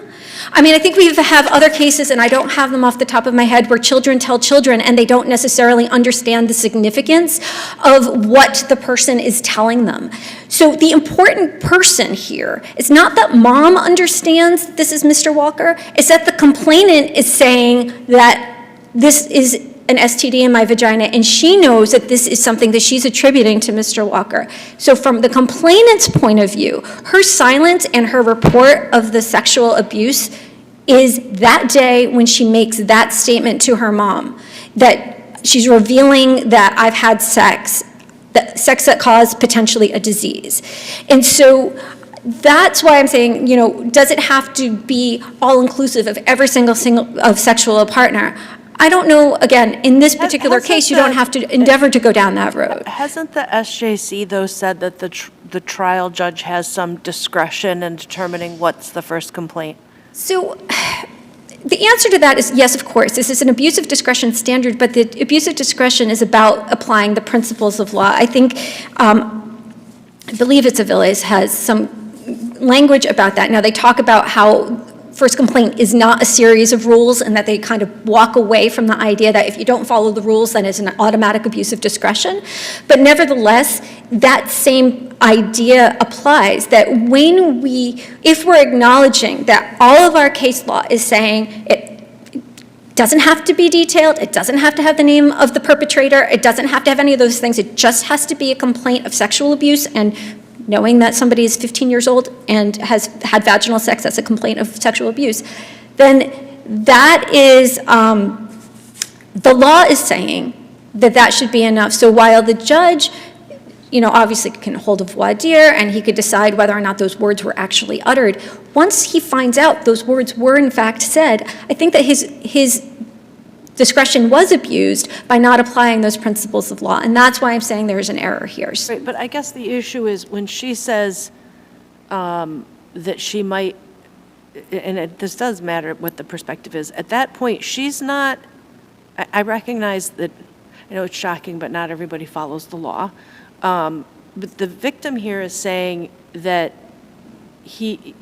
that she may have this STD, but at that point, she's not saying that she is thinking that she was touched in a way that she did not like. Whereas in all the other cases, the victim is disclosing some sort of touching they're not happy about. And I think this is really where the difficulty comes in with the strict liability crime, because consent is not an issue. So the fact that she's not saying that this was an unwanted touching is not in and of itself a disqualifier. I think with somebody who's under 16 and reporting a vaginal rape or vaginal sex, vaginal sex is vaginal rape at the age of 15. And whether or not she's reporting to mom, and again, she is in fact referring to something that she's attributing to Mr. Walker, but even if she's not saying to mom, I didn't like it, she's not saying that, and so mom isn't getting the full picture of it, but mom doesn't need to get the full picture in order for this to qualify under the basic rules of what it is to be a first complaint, and that's the day that she broke her silence. Because it's a strict liability crime, it's a complaint as a matter of law. Pretty much, Your Honor. That's your position. I think it kind of boils down to that, that it ends up being that. And it kind of changes the dynamic, and it doesn't fit neatly in what we think is a first complaint, but... Was he charged with statutory rape? He was convicted of one count of... I thought it was unnatural. It was for oral contact, but it was oral rape with a 10-year age difference. So he was charged with 3 counts of it. But he was not convicted of the crime of statutory rape, was he? Well, it is part of it. I mean, it's sex with a child under 16, 10-year age difference, which is the crime of... Consent would not have been a defense. I'm sorry, Your Honor? Consent would not have been a defense. That is correct, Your Honor. And obviously, I'm over time. The prejudice amount issue is briefed. We're going to have to leave it So I there. appreciate your time. Thank you, Your Honors.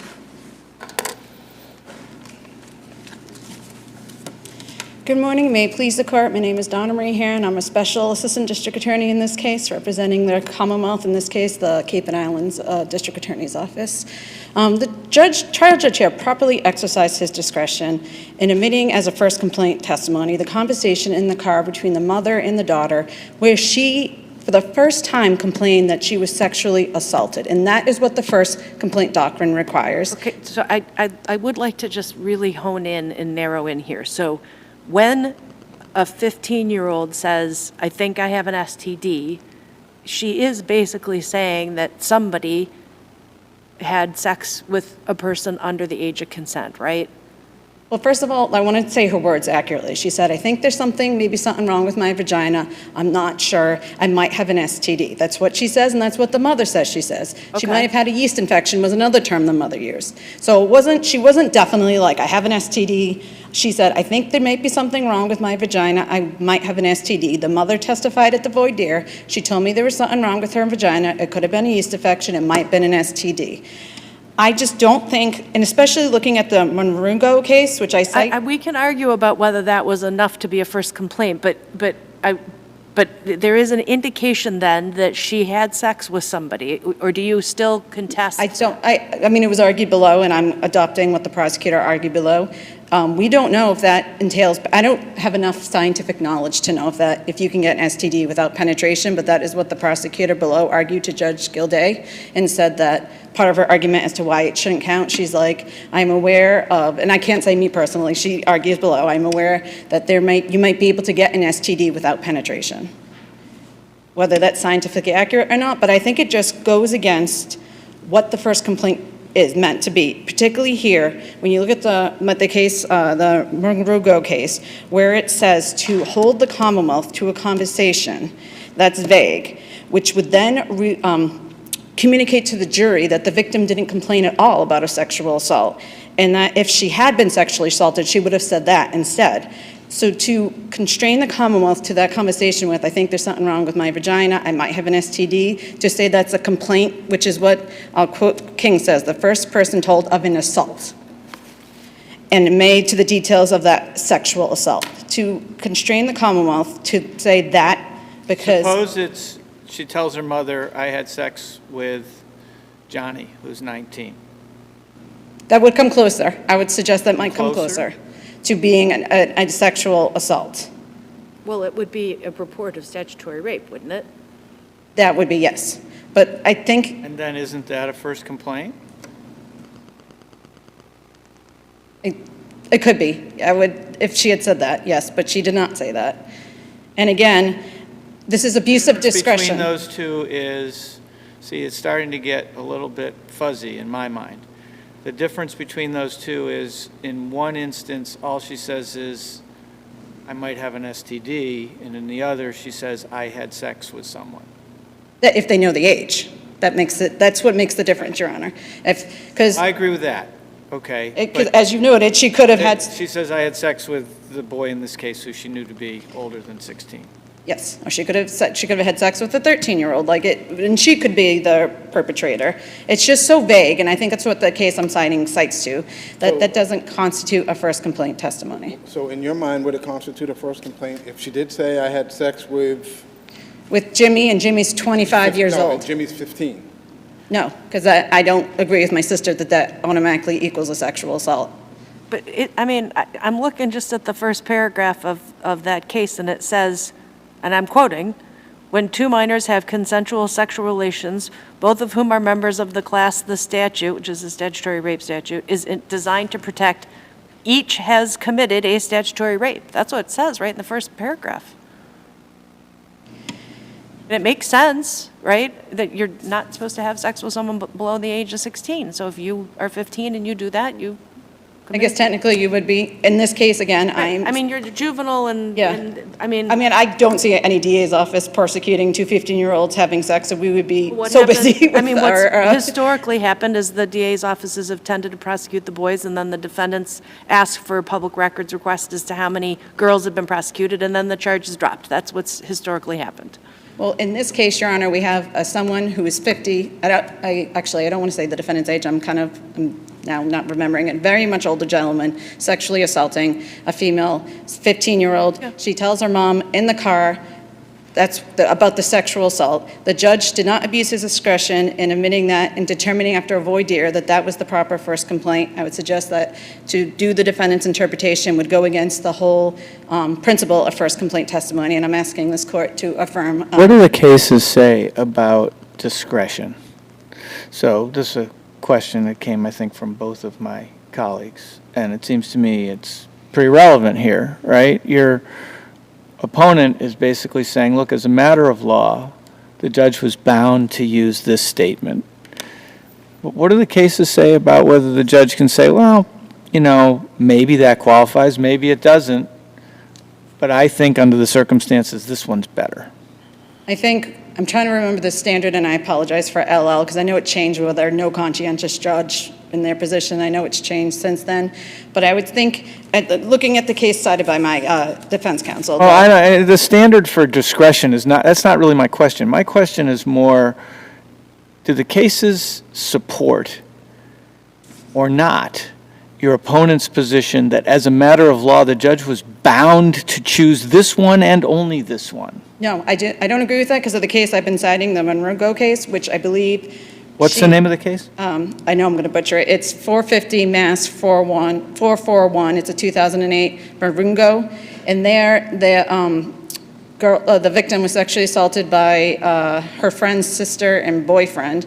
And at one point, she told her friend that she had bruises on, and she didn't agree to that. And they did not say that, so hickeys on her neck. And the SJC found that was not a first complaint of sexual assault.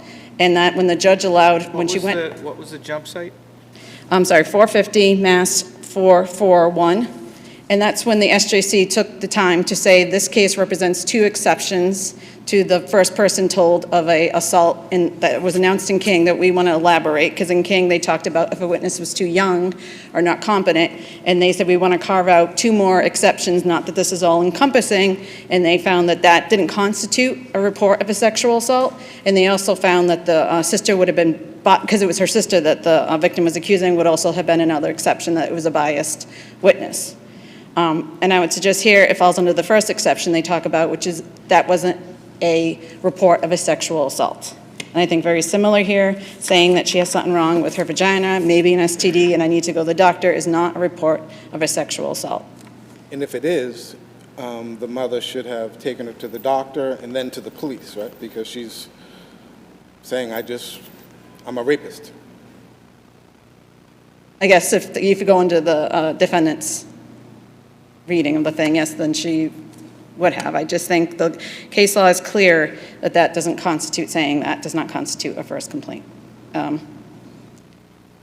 If there's no... So if she had said, you know, expressly, I had sex with somebody and I think I have an STD, would that be a first complaint when she's 15? Not without... I think the case law is clear if it's vague, if it's... What's vague about it? I had sex with I'm 15 and I had sex and that's below the age of consent. I'm not saying that that automatically means that the defendant wins, because I think you could argue the purposes of the first complaint, but I'm just, as I said, at the very first question, you know, we should be really focused in on the exact legal issue. And so if the person says, I'm 15 and I had sex with someone, they are reporting they are acknowledging a statutory rape, right? Technically, but I don't think they're reporting that they've been sexually assaulted themselves. And I think that's the difference, and that's my interpretation of King, is I have been sexually assaulted. In the case cited by my sister, the words that the person said was, I was raped. And then she eventually said, and I was raped by the defendant, and that's what the SJC said was erroneous, that the first person she told that I was raped was her cousin, and she didn't say by the defendant until the third or fourth person. And the court found that it was the content of I was raped was the first complaint and not by whom. And I would suggest that supports here to say, I have been sexually assaulted. That's the words used by King. And I think if you get into, it goes against the principle of King. If you get into like, well, technically is this rape or not rape, to say the words, I've been sexually assaulted, I think is what triggers what the first complaint testimony is. The problem with that is in the context of statutory rape. You know, it's an interesting question as it sort of frames itself now.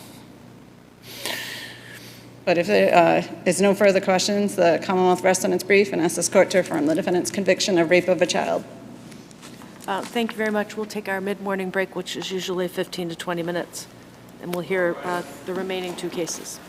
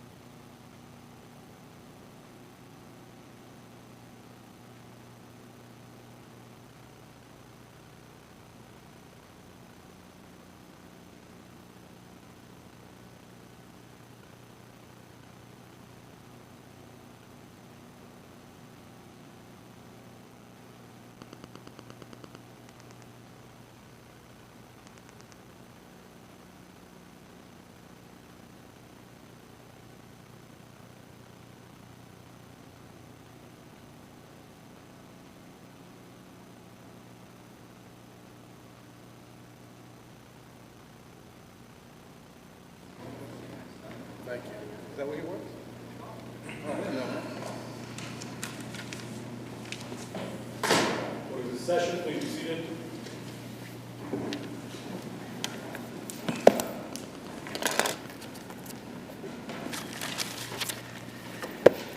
We're resuming our sitting, and we have two more cases in order. Since you may not have been here when I stated at the beginning, it's 15 minutes per side, there's no rebuttal, and we always ask a lot of questions, so I would encourage you to structure your argument accordingly. We will try to let you get your entire name out before we ask a question. I'm just warning you about, we try. But that means we're interested and engaged in your case. So with that, 2023 P 1290, Patrick Sears versus SNR Realty LLC.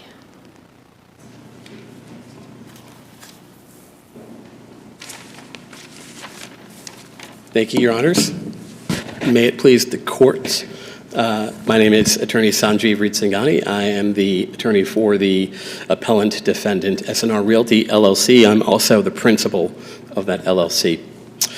Your Honors, the judge in the original summary judgment proceedings got this case wrong because the defendant strongly believes the plaintiff is not entitled to summary judgment in this case, given that there are genuine issues of material fact that are at issue in the case, and specifically when viewed in light of the non-moving party of the defendant. Is there any genuine issue of material fact as to whether or not the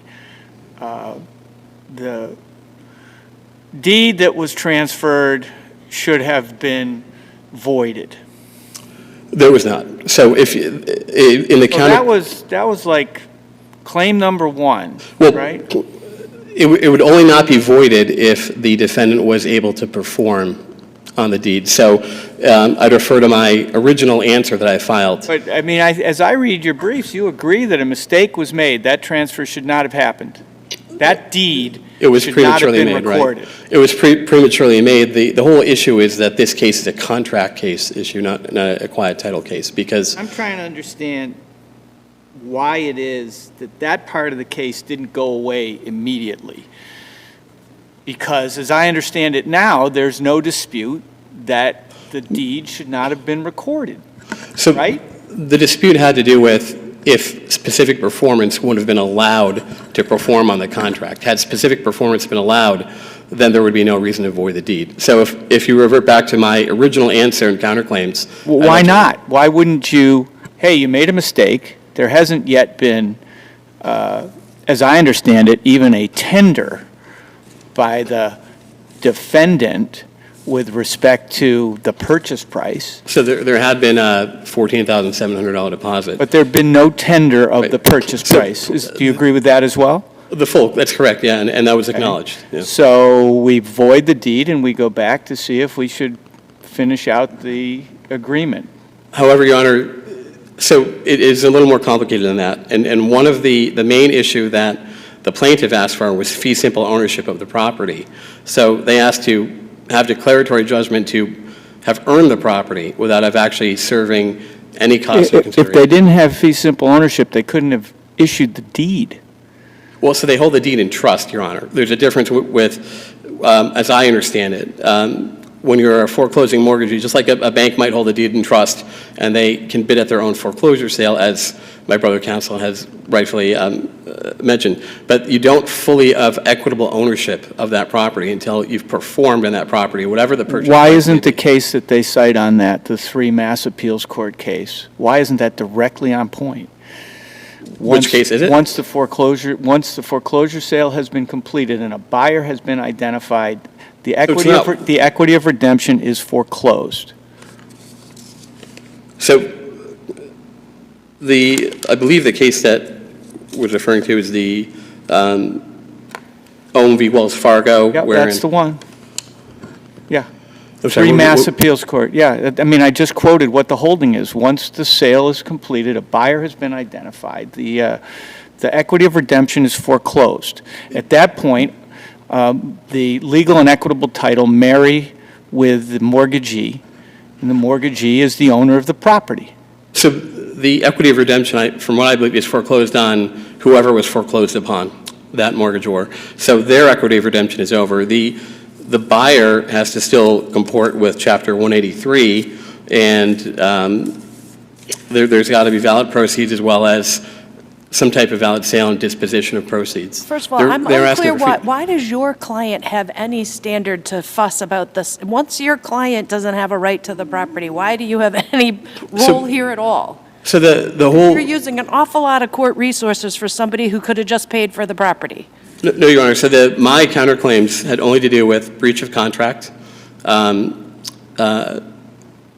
specific performance on the contract, And when there's repudiation of land contracts, there is ample case law that would allow for specific performance to occur. You know,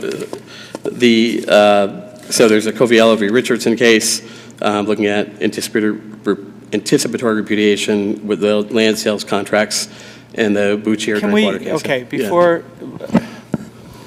so I want to understand how much we do agree on, because at the end of the day, the question's going to be, Sure. where is the breach?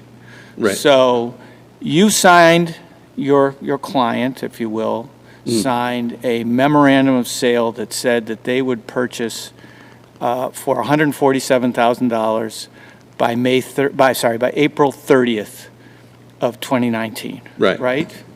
And that didn't happen. That did not happen, no. Okay. So, and then what did happen is your client pointed out a belief that there was a defect in title, right? And they pointed that out before April 30th. And that... Two defects, actually, there were. They pointed out one, according to the record that I've seen, which is that the second defect came up later, potentially, which is when the tax taking actually occurred in May. But now we're talking about before April 30th, right? They pointed out a defect. So on April 29th, Your Honor, there was an email which pointed out two defects, one of which was resolved quickly. One was a green card hadn't been filed for one of the junior leaners, which was filed. The second, which you're referring to, is the estate So then tax under defect. the agreement, in their sole discretion, they could have taken 60 days to solve that, Additional 60. which would have been until June 30th, June, yes, the end of June. maybe June 29th. June 28th, yeah, 24th. Okay. or so, yeah. Did you tender on June 29th? So, Your Honor, there was no knowledge. Can I get an answer to that question? Did you tender on June 29th? No, Your Honor, because Okay. the belief was that it was still under the city's tax provision. I didn't find out till an email on July 3rd, 2018, that they had redeemed at the end of June. The plaintiff had Did you redeemed. tender when you heard that they had redeemed? So on July 3rd, the email that was offered said that we've redeemed. There was two attachments to the email. One was for a vacator judgment, and one was that withdrawal of the city in the tax case. There was no actually dollar amount of what additional taxes were paid. We did not redeem on the 3rd. On the 13th, the plaintiff, we had come to an agreement with whatever. Okay, so there were 30 days and then there were 60 days, and at no point did you tender. So where is the breach that you're claiming occurred? Okay. So at the end of the additional 60 days, I didn't know that the property had been freed from the tax title taking. On July 3rd, the only emails we got was that we've redeemed. There was two PDFs attached, none of which was the actual dollar amount of the tax owed. One was the vacator judgment, and one was withdrawal from the city in the tax title taking. So on the 13th of July, there was again offer and acceptance by both parties as far as the estate tax. Where's the acceptance? So just the email from July 13th, there's an offer on July 13th that 135 plus the additional bidder's premium, plus they said the additional taxes. What's the record appendix site? So it is volume 1 and page 94, I believe.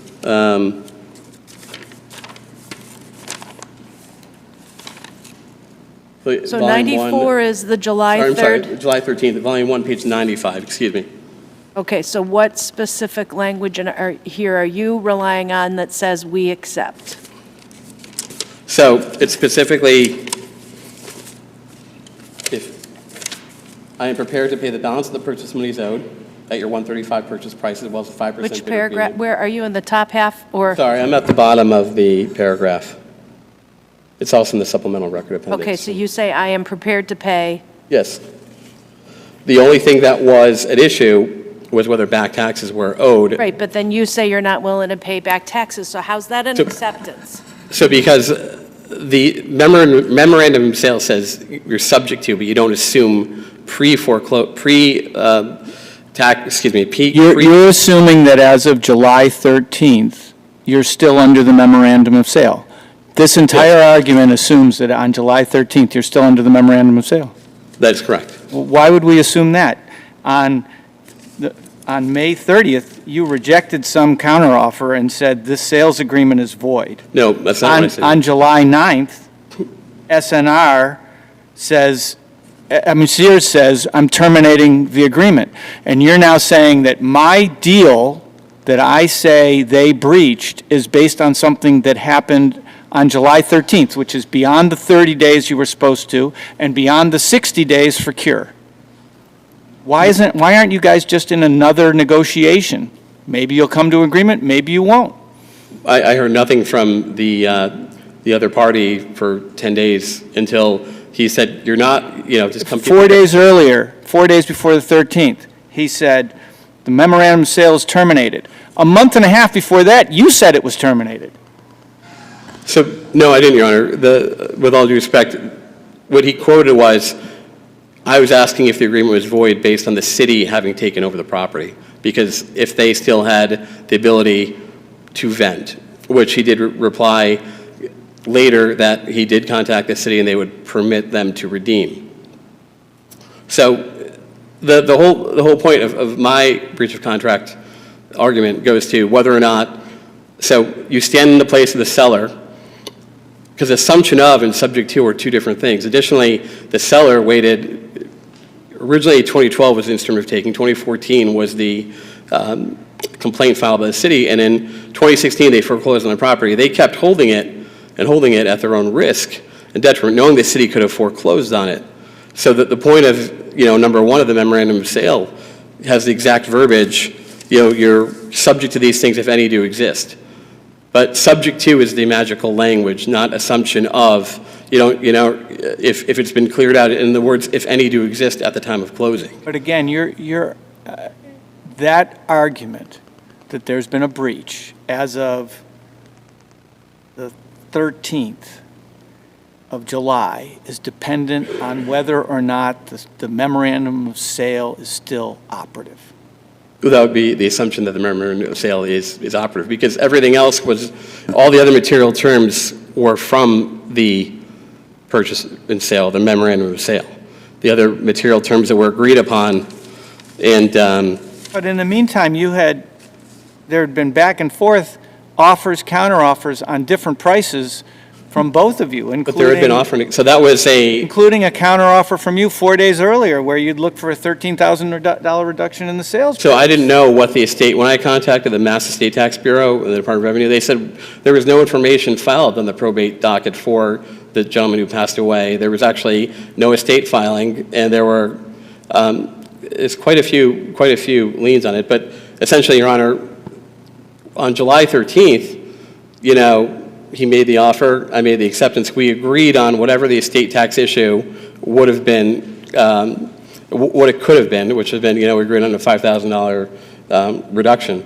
I was just confused because the property tax issue isn't just the tax itself, but it's also money paid to the city to free it from the tax title, which had only happened again in May, I believe. All right, well, I do have a couple of more questions, and your time is very short. So I don't see anything in your brief challenging any order of the single justice. Is that correct? There was, I did file information in the respondent brief regarding that.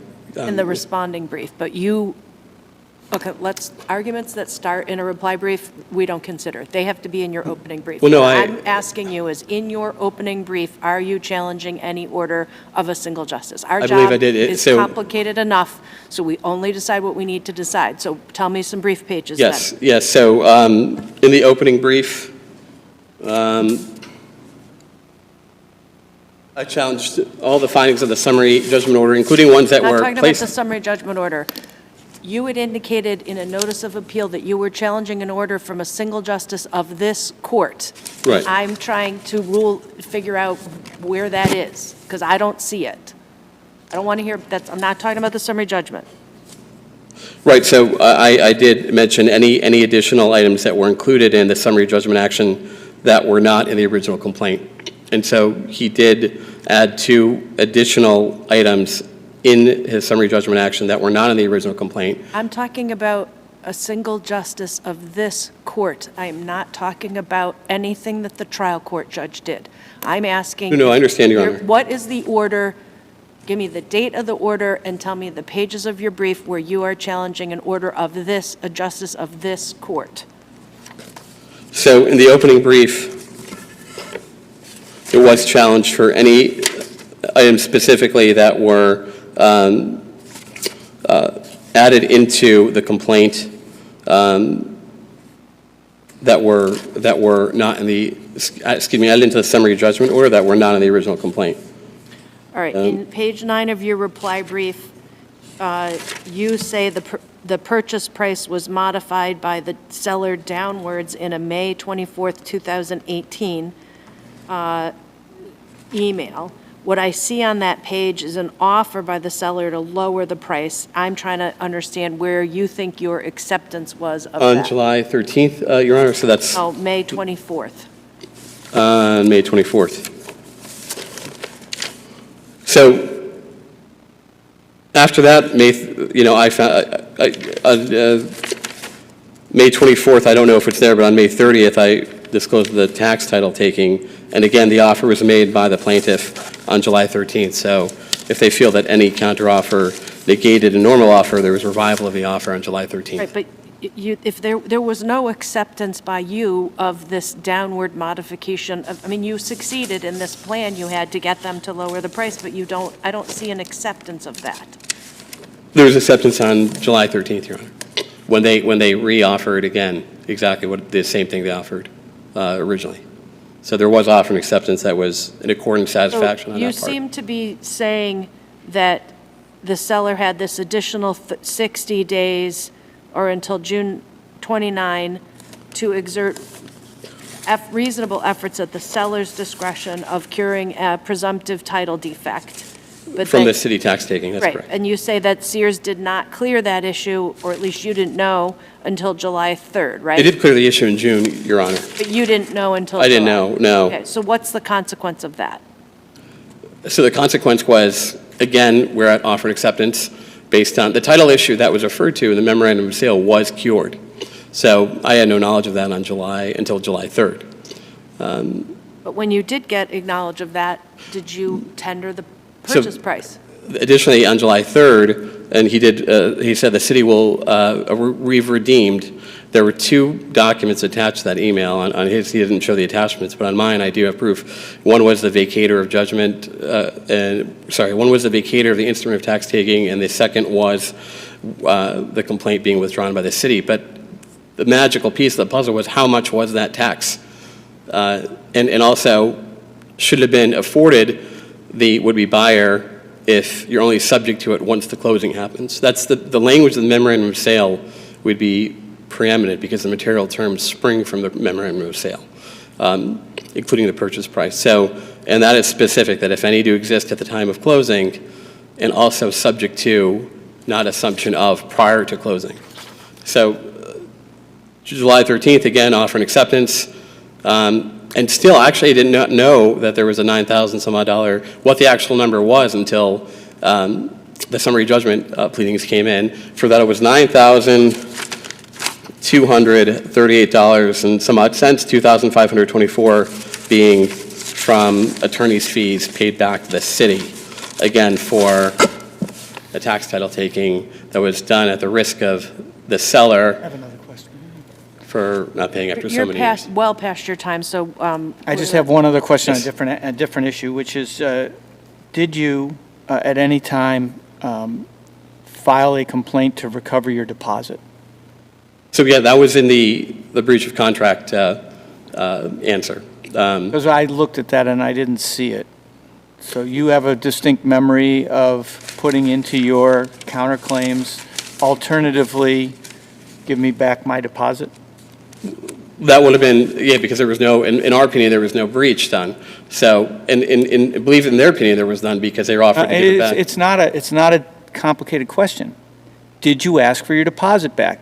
Now I think you were saying, well, Yes, because in we the thought answer- the the agreement response to wasn't summary breached, we judgment, were there entitled to was. specific performance, so we never did. Or did you? In the Did you response to ask? summary judgment, there was saying that they didn't breach and they're not entitled to the earnest money deposit, in part because it was something they never claimed to begin with, but also because they weren't entitled to it.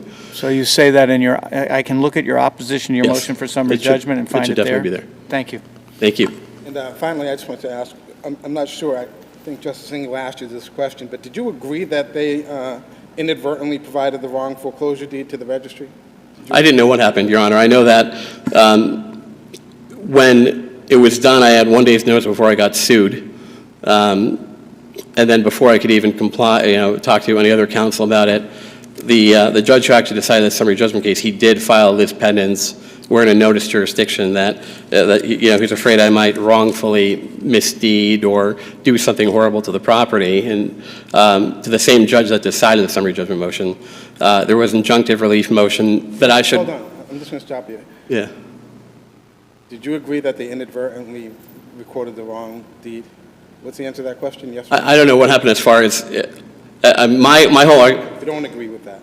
No, so that deed, I had no issue with being voided. The issue, My if question we is, didn't. Did they inadvertently record the wrong deed? What's your answer to that, yes or no? I'm assuming it was either inadvertent or it could have been some other reason. What made me question it was when they asked for fee simple ownership in the actual complaint they filed against me 1 day later. Why would they do that? Because I could have been used as a straw man or some other, and when they did ask the court for injunctive relief for me to release it, the court said no, they weren't, their motion for injunctive relief was not granted. They said wait till the pendency till the end of the case. So at the end of the day, it just made no sense why they would ask for fee simple ownership in their complaint against me, and why not just ask for the deed to be voided? And that was what I did not understand. Well, I think the issue was that would not have resolved your dispute over who had the right to buy this property. But we're going to have to leave it there because we need to keep our cases moving and we need to hear from your opponent. One other thing, Your Honor, may I say that the deed wasn't taken out of my name, No, though? we're Okay. 6 minutes and 50 seconds over All right, your thank you. argument time. Appreciate your time. Counsel?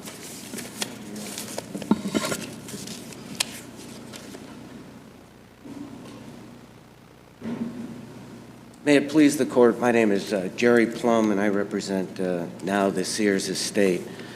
I think it's clear that the first part of the case on the voiding of what was my mistake in terms of the foreclosure deed and affidavit is undisputed, was undisputed at summary judgment, and the court certainly properly exercised its equity jurisdiction to clear the title of that. To me, the contract case is also fairly simple and straightforward. The memorandum of sale But you didn't actually, did you plead breach of contract? He brought, I get that his answer brought breach of contract into it, but just looking at your pleadings, I am unclear you pled breach of contract. Well, he brought it in, and then I litigated that issue in terms of, my response to his counterclaims. I have affirmative defenses that he breached the contract and his breach caused the harm. But, we weren't going after him for damages. If he thought he was entitled to his deposit, he could have sued for that. It's not up. He did actually ask for it in his prayer for relief of his answer. And we opposed. So that issue, was there. I'm still holding that deposit, by the way. It's in my IOLTA account. Why don't you give it back to him? He never, I offered twice. There are emails in the record. I said, please come pick it up or let me know where I can deliver it. I just need a release and a termination of the agreement, and he refused. At that point in time, my client, who had been dealing with this for quite some time, had to redeem the property because he didn't close and the tax foreclosure happened, was forced to litigate this issue, was forced to So not... what I'm trying to understand is, is it your position that under the auction that he should have tendered the purchase price and then he should have dealt with the tax issue? Not, let me get rid of the pronoun. Is your position that SNR Realty should have gone through with the purchase and then SNR Realty should have dealt with the tax foreclosure? At the time of the foreclosure, Your Honor, the real estate taxes were not an issue. There was no tax foreclosure happening. You take at a foreclosure sale subject to the taxes. So if I'm a buyer at a Right, so it sounds like you're saying he should have dealt with the taxes, not you.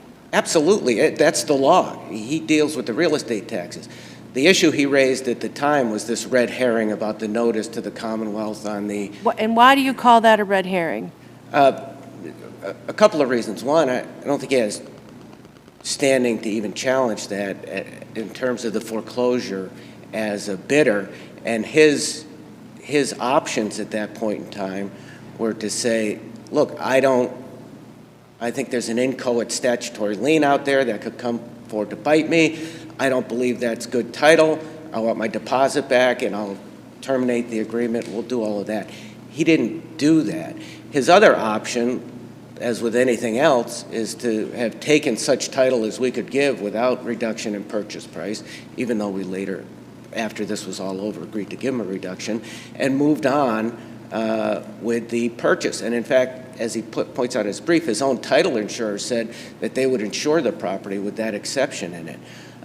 It was an estate, the condo was abandoned. But that's not undisputed. I mean, now we're arguing facts that can't be resolved on summary judgment, right? But it was undisputed because... I mean, he says, because of the way this went down, a statutory lien arises with respect to possible estate taxes owed by the deceased spouse, right? Correct. And you didn't file like a 65C or whatever this thing is supposed to... I don't pretend to be an expert, but there's nothing with the tax authorities. And so, I mean, what if he's right about that? What follows from that? Well, as a matter of law, Your Honor, what he was complaining about was the fact that under 244, notice was not given to the Commonwealth Estate Tax Division. But, and I've cited the case in my brief, but under the statute and the applicable law, the lien is not wiped out if the Commonwealth gets notice. There are only three ways to wipe out the lien: the filing of a 65C affidavit by the personal representative of the estate attesting to the fact that taxes have been paid, or the estate's under the taxable limit, or the expiration of 10 years, or evidence that there was tax and the tax was paid. Otherwise, that inchoate lien is out there, and this is not an uncommon situation in terms of foreclosures and the way that these things go. He had all this information before the sale, just like you have the information on the amount of real estate taxes. He had his own title done. You take that into account in factoring in how much you're going to bid for this property based upon what those risks are.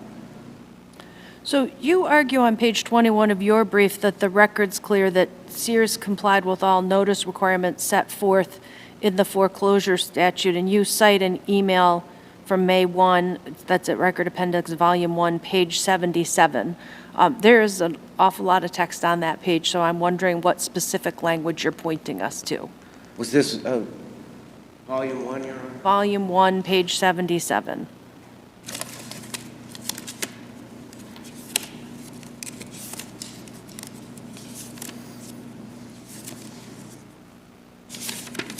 Well, you know, the other thing I would say that in the underlying case, the only issue he raised was the notice to the Commonwealth. He didn't raise any other issues with respect to. I'm sorry. What page, Your Honor? 77. 77. 6.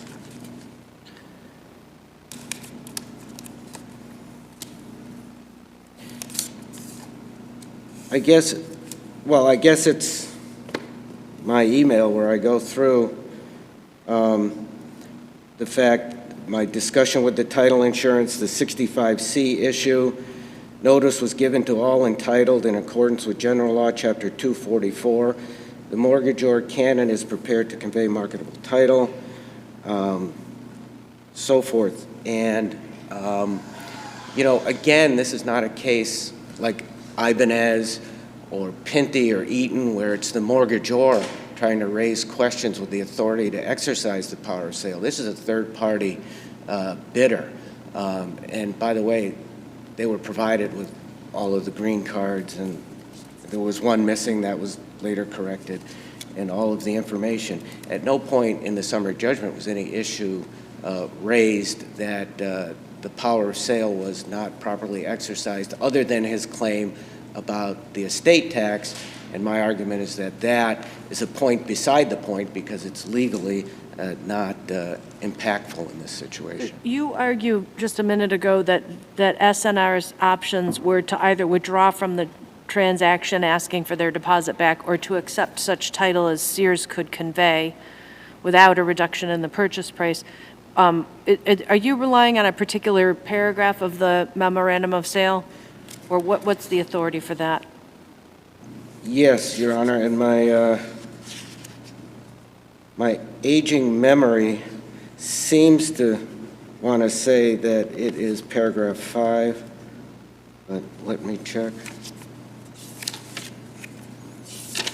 Looks like it's at 20 and 22 of the.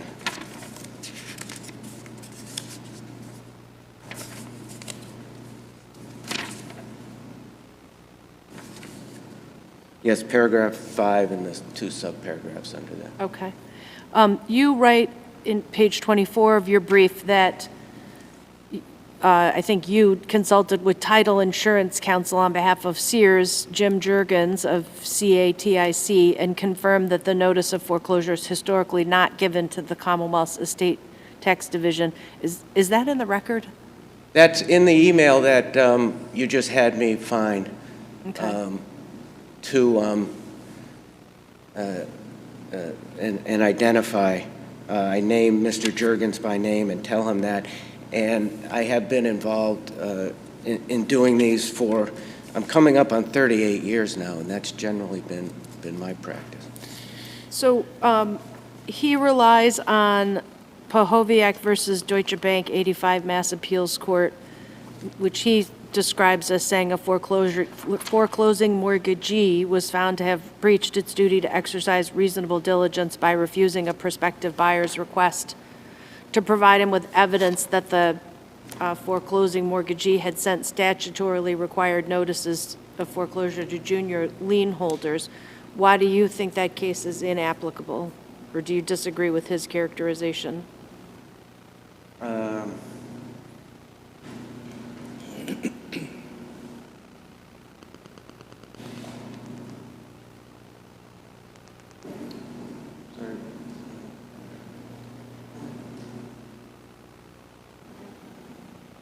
It's in his reply at 16.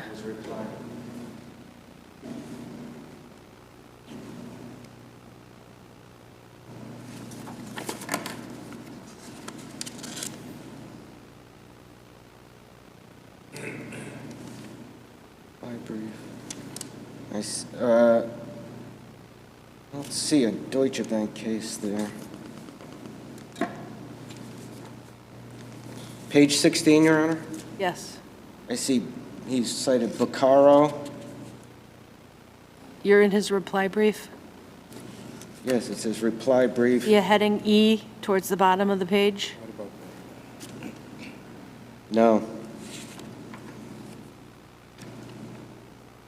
Then you're not in his reply brief. Reply brief of defendant appellant SNR Realty. Yes. That's what I have. Page 16, right? Yeah. Page 16? Page 16. Unless the formatting that came through is different than it is online. Why don't you look on either page before or after and see if you can find it? Paragraph that precedes E.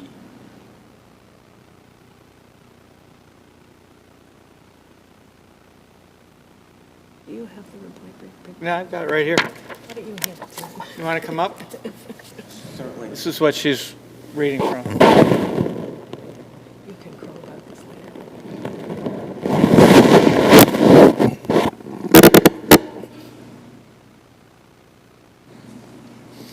I don't think I put any markings on that page, but I'd like it You- back before you read any of the others. You did not, and I will not flip the page.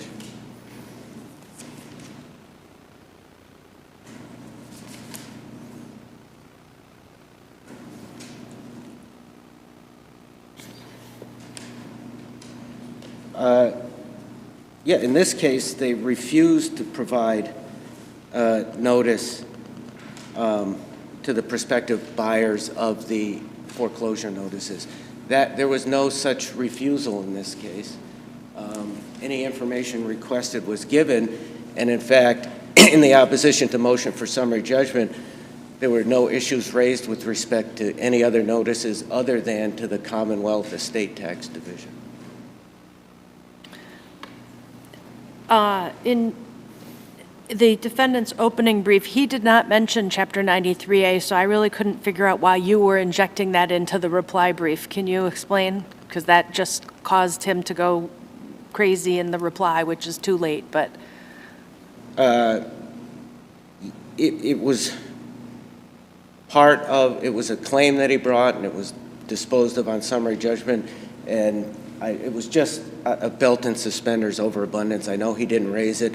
I didn't know when, given the history of the filings in this case, whether he would try, whether it would be interjected somehow, raised here, and I just wanted to have the issue dealt with, but I apologize if that caused issues.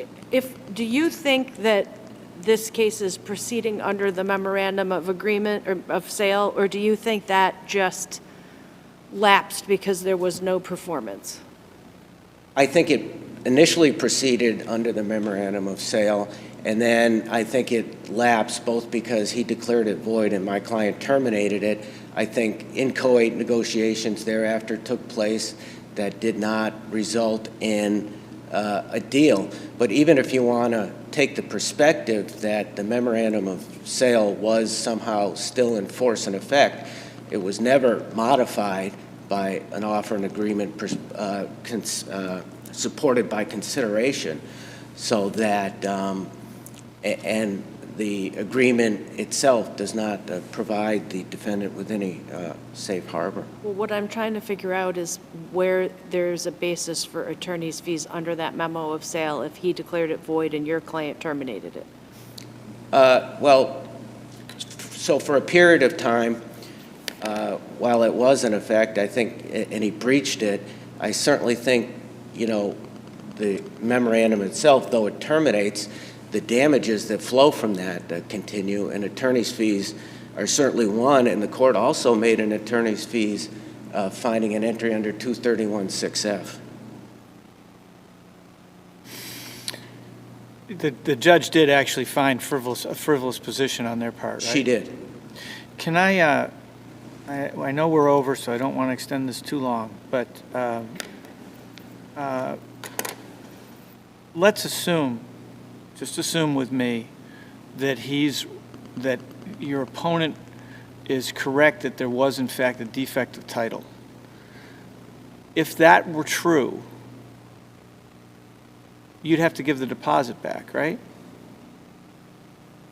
If it was truly, I think it depends on what kind of defect of title, but that's why in a lot of my emails I say, well, look, you've got to correct this deed situation, and then we can talk about this title and the deposit issue. So I think it depends is the answer, but yes, there certainly you could posit a situation if it was in a Ibanez situation, for instance, where the foreclosing mortgagee didn't have the power to, mortgagor rather, didn't have the power to foreclose to begin with. Yes, then. Well, does that go to the question of whether it's marketable title? In other words, if your position is it was marketable title even if there was an issue here. Yes. And therefore we complied. Right. And so my question would have to be amended to say, assume that it's not, that this caused it not to be marketable title. Yes. And then he'd be entitled to his deposit back. So my next question is, did he ask for it? No, in fact, he refused it. Well, you're talking factually, you offered it to him and he never came Well, for it. but it's in the. But did he ask for it in his, once litigation began and you sued him, did he ask for his deposit back? Not specifically. It might be in his opposition to summary judgment materials. I'm not sure. He might have had it, but he certainly didn't. One more question. Did the judge actually award an amount of attorney's fees here? Yes. And that was based on an affidavit that you provided as to your attorney's fees expenses? It was. I think the amount at the time was like $11,000. Thank you. At the end of the day, you were prepared to deliver what you say he bargained for? At the end of the day, you were prepared to deliver what you say he bargained for? I don't know that. Mr. Sears has passed away, unfortunately, and the estate attorney has put the property in a trust, but I'm not sure what their plans are for it, but it's a discussion I would have.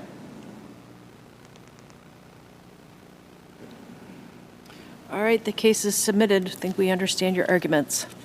Thank you. We'll hear our last case on the schedule today, 2024 P309 Citation Insurance Company, subrogee of Mary F. HEBERT versus the City of Chicopee. We'll hear first from counsel for the city, Councilor Albano.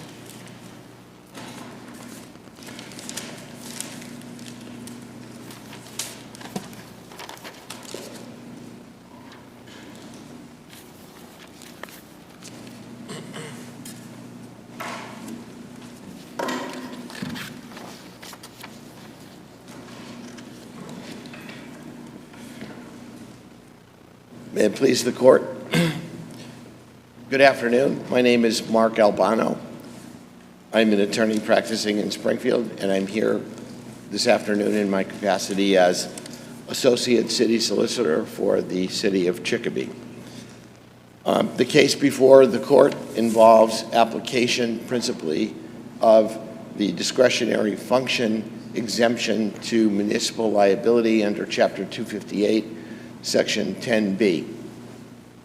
This is a subrogation action brought by Citation Insurance Company seeking to recover approximately $45,000 that it paid to its insured, a homeowner in Chicopee, when a tree on February 25. I can assure you we've read the papers and we're familiar with the facts.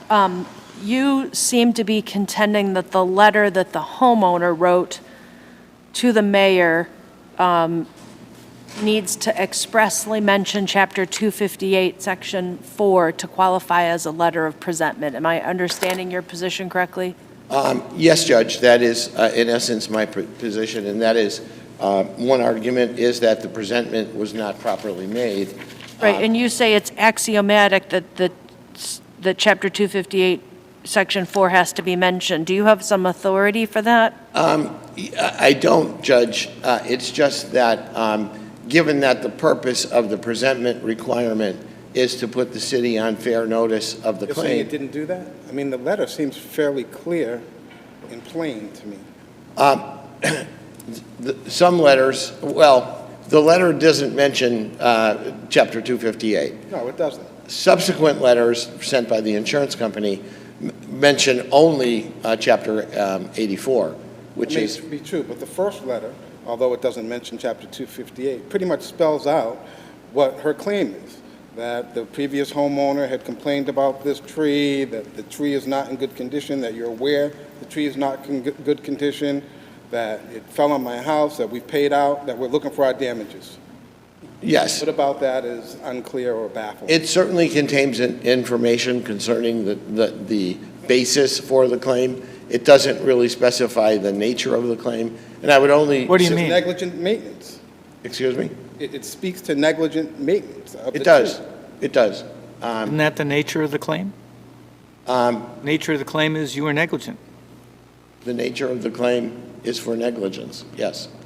I think there's confusion, Judge, when later on the notice letters from the town reference Chapter 84, which, as the court knows, is a whole different set of laws. This discussion is on the initial presentment letter. Right. Well, let's hold the letters from the insurance company that named the wrong statute. Just focusing on this letter, which is at Appendix 12. What's deficient about this letter? It's written to the mayor, that's good enough, right? That is, Judge. Okay. Yes. It doesn't... So the only deficiency that you're claiming about this particular letter at page 12 of the appendix is that it doesn't specify Chapter 258, Section 4, is that right? Correct, Judge. Okay. Yes. Any other deficiency? None other than, no, Judge, there wouldn't be any other technical deficiency at that point. Is it your position that a subsequent letter from the insurance company can undermine a presentment letter, a properly sent and? Judge, it is my position, because the purpose of the presentment letter is to allow the city to evaluate its exposure and liability. If the insurance company were looking only for recovery under Chapter 84, the limitation on liability, if a Chapter 84 applied, is $5,000, not $100,000, as it would be under Chapter 258. And that would be the confusion. So the insurance company argues that under Chapter 258, Section 10J, I think 3, states that there's no immunity for any claim based on negligent maintenance of public property, and that this case falls squarely into that category, that it was negligence maintenance of the tree. So what do you say to that? Judge, that is correct as it goes. There is no exclusion for negligent maintenance of public property, but there is an exclusion for damage caused by the exercise of a discretionary function. And if one exemption applies, just because another doesn't, that doesn't save the claim. Okay, so let's talk about 10B. Judge says 10B doesn't apply because in order for 10B to apply, the act has to be an act of policy making or planning. And that's right? That's, I mean, it's correct on the law that for 10B to apply, it has to be a government action that amounts to policy making or planning, right? That's correct, Judge. Okay.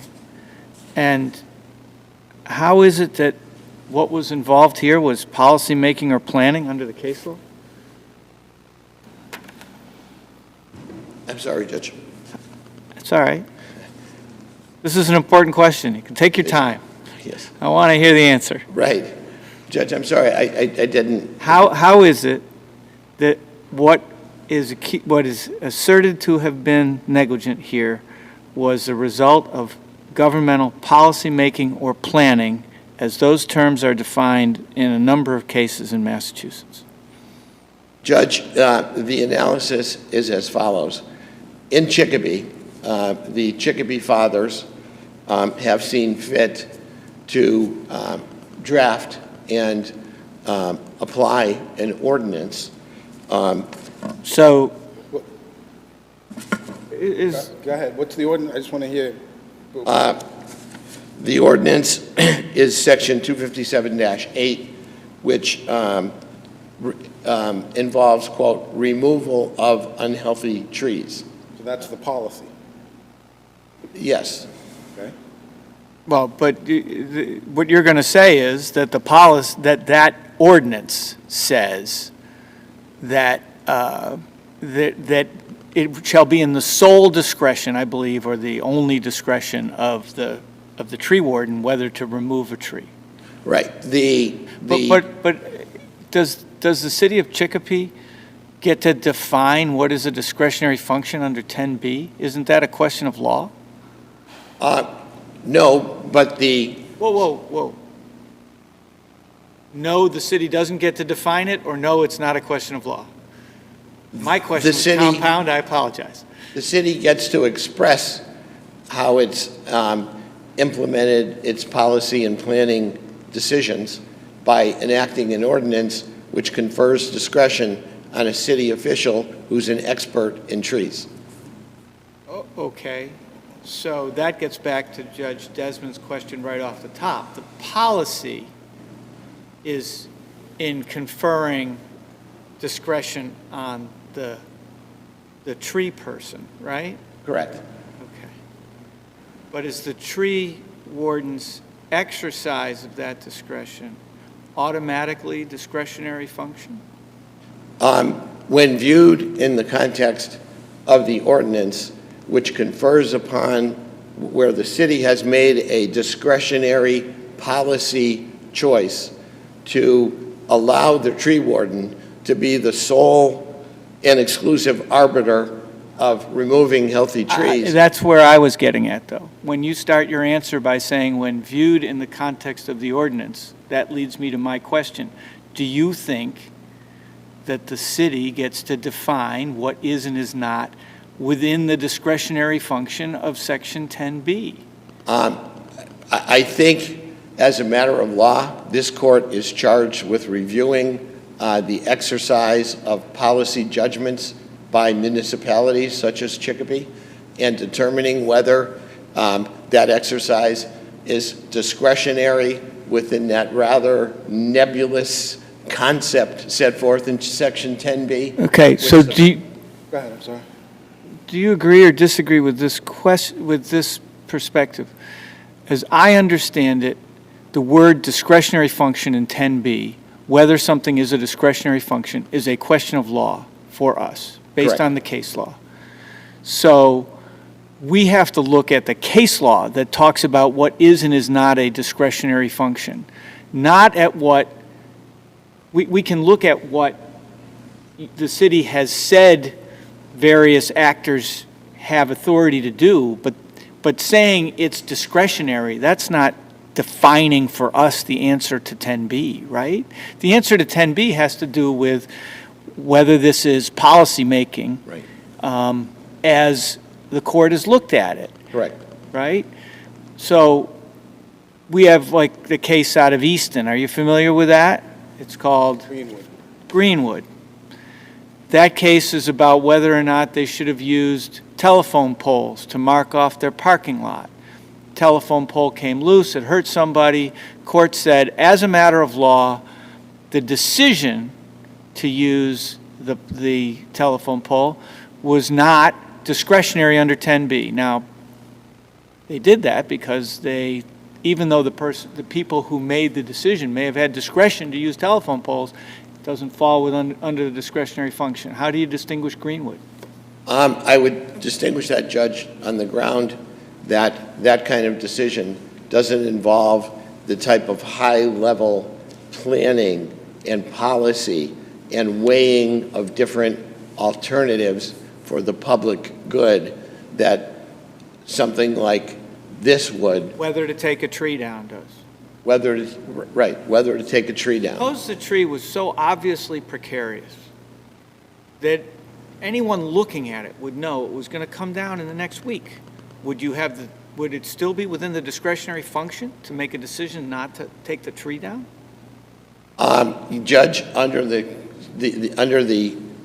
context of the regulation and the discretion conferred upon the actor, in this case the tree warden, I would suggest and maintain that the discretionary function exemption would protect the town from liability in that instance. And so, I mean, I got the impression from Greenwood that the policy was, we're going to pay attention to the trees in our community and monitor them and keep them in good order. And so once you assume that role of doing that, Yes. then the discretionary part is gone. Then you have to do it with reasonable due care, right? And they cite a bunch of cases in that Greenwood case where they say no immunity, where the town's supervision of snow removal constituted a ministerial act of maintenance, not a discretionary act of policy making or planning. No immunity when it came to how they were going to treat the parking lot. There's a whole litany of cases here where they say once you've taken on the obligation to do it, which is the policy part, then you're no longer immune. Right. I would suggest, Judge, that those cases did not have an element that this case does, and that is an express legislative, delegation of responsibility to a municipal actor to exercise his discretion, which alone determines whether a tree should be removed.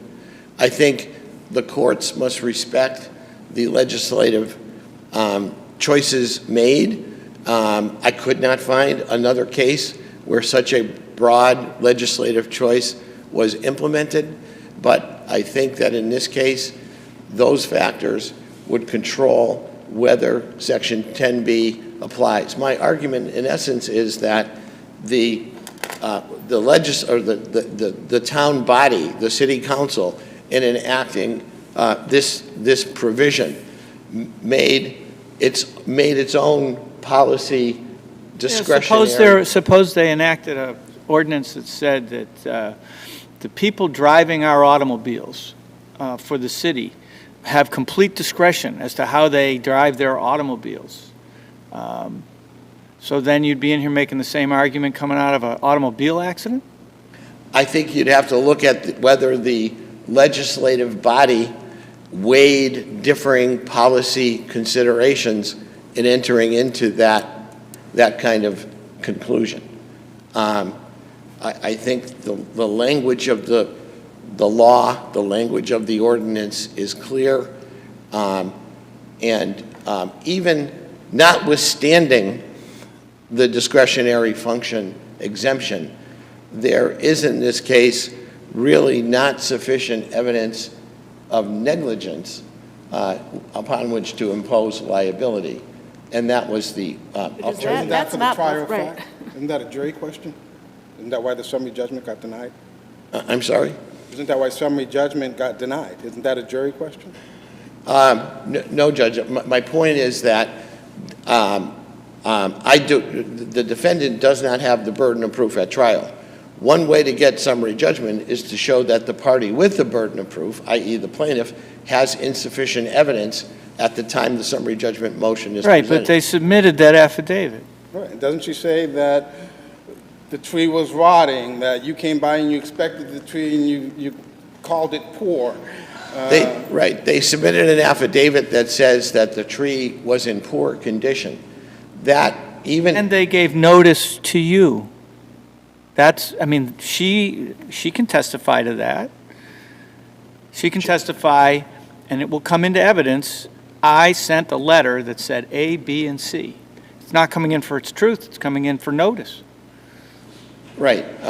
The prior owner sent a letter saying, she filed an affidavit. She said, back 3 or 4 years ago, I sent a letter. The tree was in poor condition.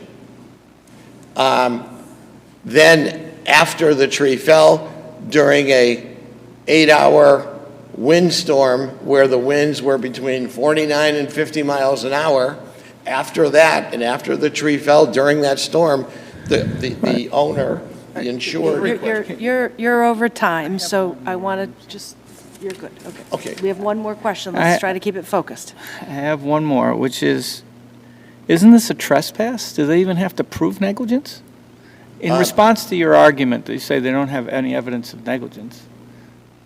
I mean, a tree falls on someone else's property. It's a trespass. Trespass wasn't alleged, Judge. Just a negligence, it's just a negligence case. Okay. Just negligence. Thank you for your time. Thank you. We'll hear from counsel for Citation Insurance Company. Good afternoon. My name is Attorney Diana Delaney O'Hara, and I represent Citation Insurance. I will say one of the most frustrating things as an attorney is when other people make your arguments for you. And Judge Englander made one of my best ones. I did not mean to frustrate you, counsel. I only say that because I agree completely when it comes to, can the city completely legislate themselves out of responsibility for every act of an employee? And my example was going to be, can they write a statute that says that it is with the discretion of the employee to drive the vehicle at any speed that they wish? And if so, would they then be standing in front of this court 5 years from now after litigation had gone through to say, we gave them discretion, and that falls within the exception? Okay, but so let's examine from the other side of things just for a moment, at least. There is an element of discretion, probably a pretty significant element of discretion, that the city has to be allowed to decide when they want to take a tree down and when they don't want to take a tree down, right? That is correct. And because people are going to be like, hey, you know, my tree is going to fall, and it's the city's property. The city wants to leave the tree up, and they get to make those decisions generally, right? Yes. And this court already decided that pruning a tree that could cause damage to property or personal injury is not discretionary. This court's already decided that. Is that the case where the branch hit the, yes, the motorcycle driver? Yes, it is. And don't they say in those cases that there's some degree of discretion in just about all of these decisions? Yes. But the line of demarcation is the maintenance. Absolutely. Maintenance of a public way, maintenance of city property, and for the purposes of the Sanker case, public safety. Now, this tree fell in a house, but would we be having a completely different conversation if it had fallen on a person? The tree was in poor condition. It had a moderate risk. This is their testimony from their witness, moderate risk of causing damage to property or personal safety. That was in their computer system. So the court doesn't say, hey, she wins. It just says she gets her day in court. Absolutely. And I'd be happy to speak to the presentment, though that argument seems to have been well made as well by the bench. Before we get to presentment, though, why did you put the Chapter 258, Section 10J3, I think it is, in a footnote? Because we're not fond of good arguments in a footnote.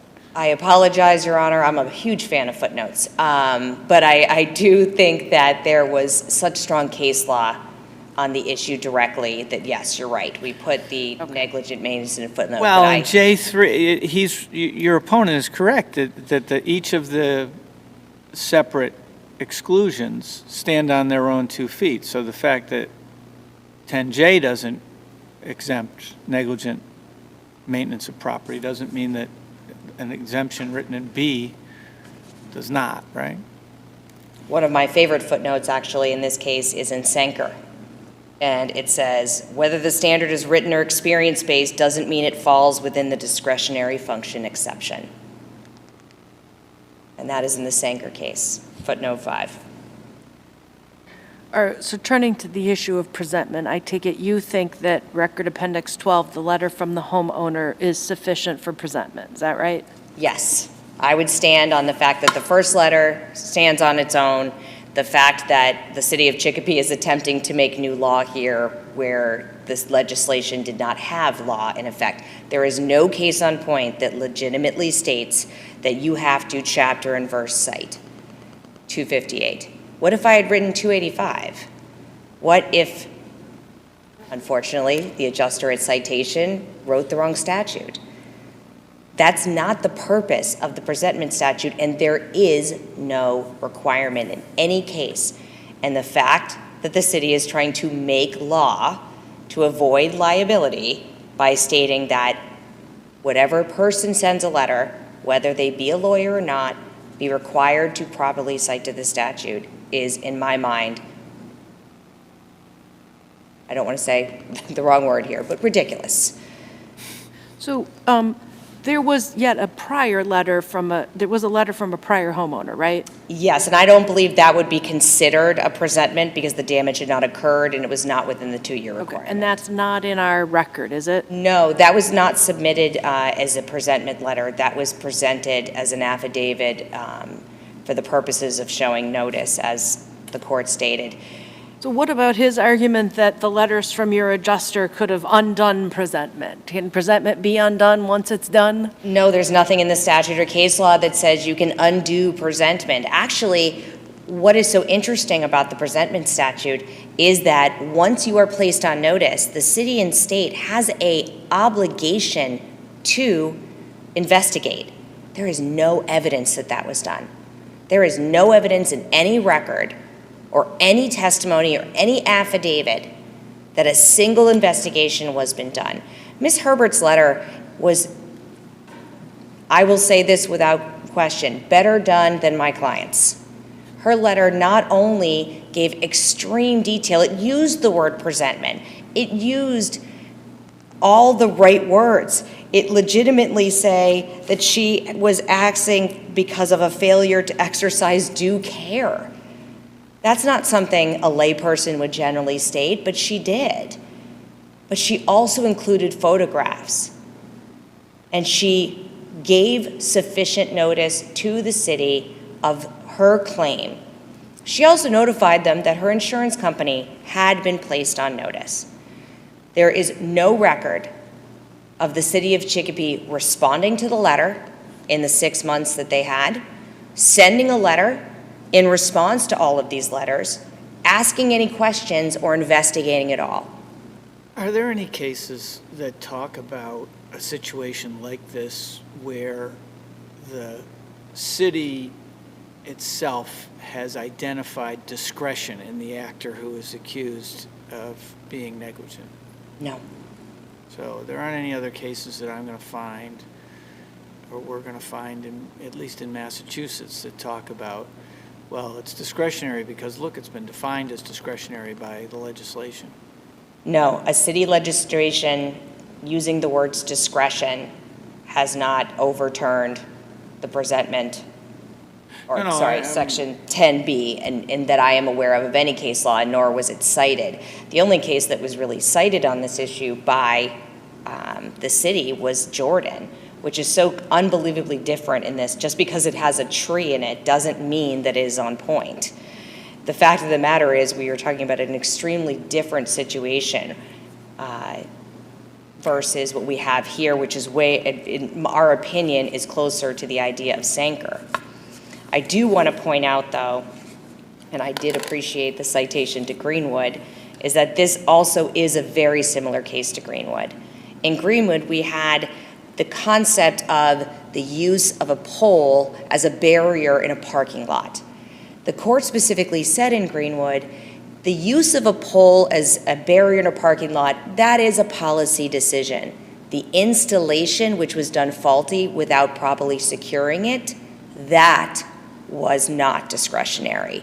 For that, the city can be found responsible. That was the difference.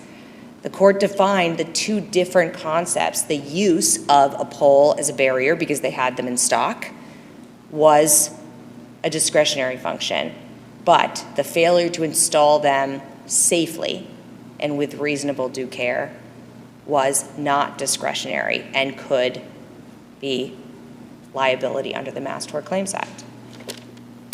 Lastly, I want to talk about the issue of negligence. I found so interesting. That's not really here, though. It shouldn't be here, actually, and there is a case on point that is actually already cited by both parties, I believe. And that case has to do with presentment and the issue of discretionary, but also this third issue, and that's Shapiro versus Worcester. In Shapiro versus Worcester, the court specifically stated that on an interlocutory appeal, the city has the ability to only appeal the issue of presentment and discretionary function. The issue in that case had to do with a negligent trespass. And the court stated the negligent trespass was not properly before the appellate court due to the fact that it was not allowed to be appealed, that it had to wait until that issue was tried by a jury. In this matter, I believe, as Justice Henglander said, our witness would be present.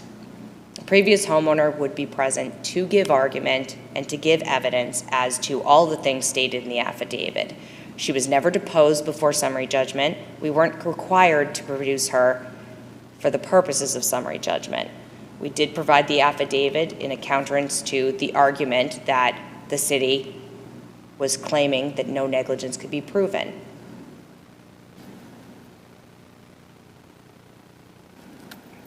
If there are no other questions, I'll rest on my brief.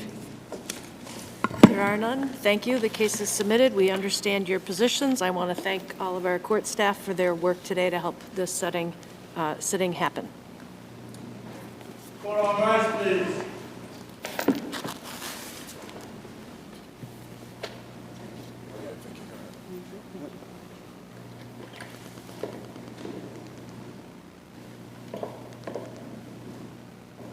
Court is now in recess.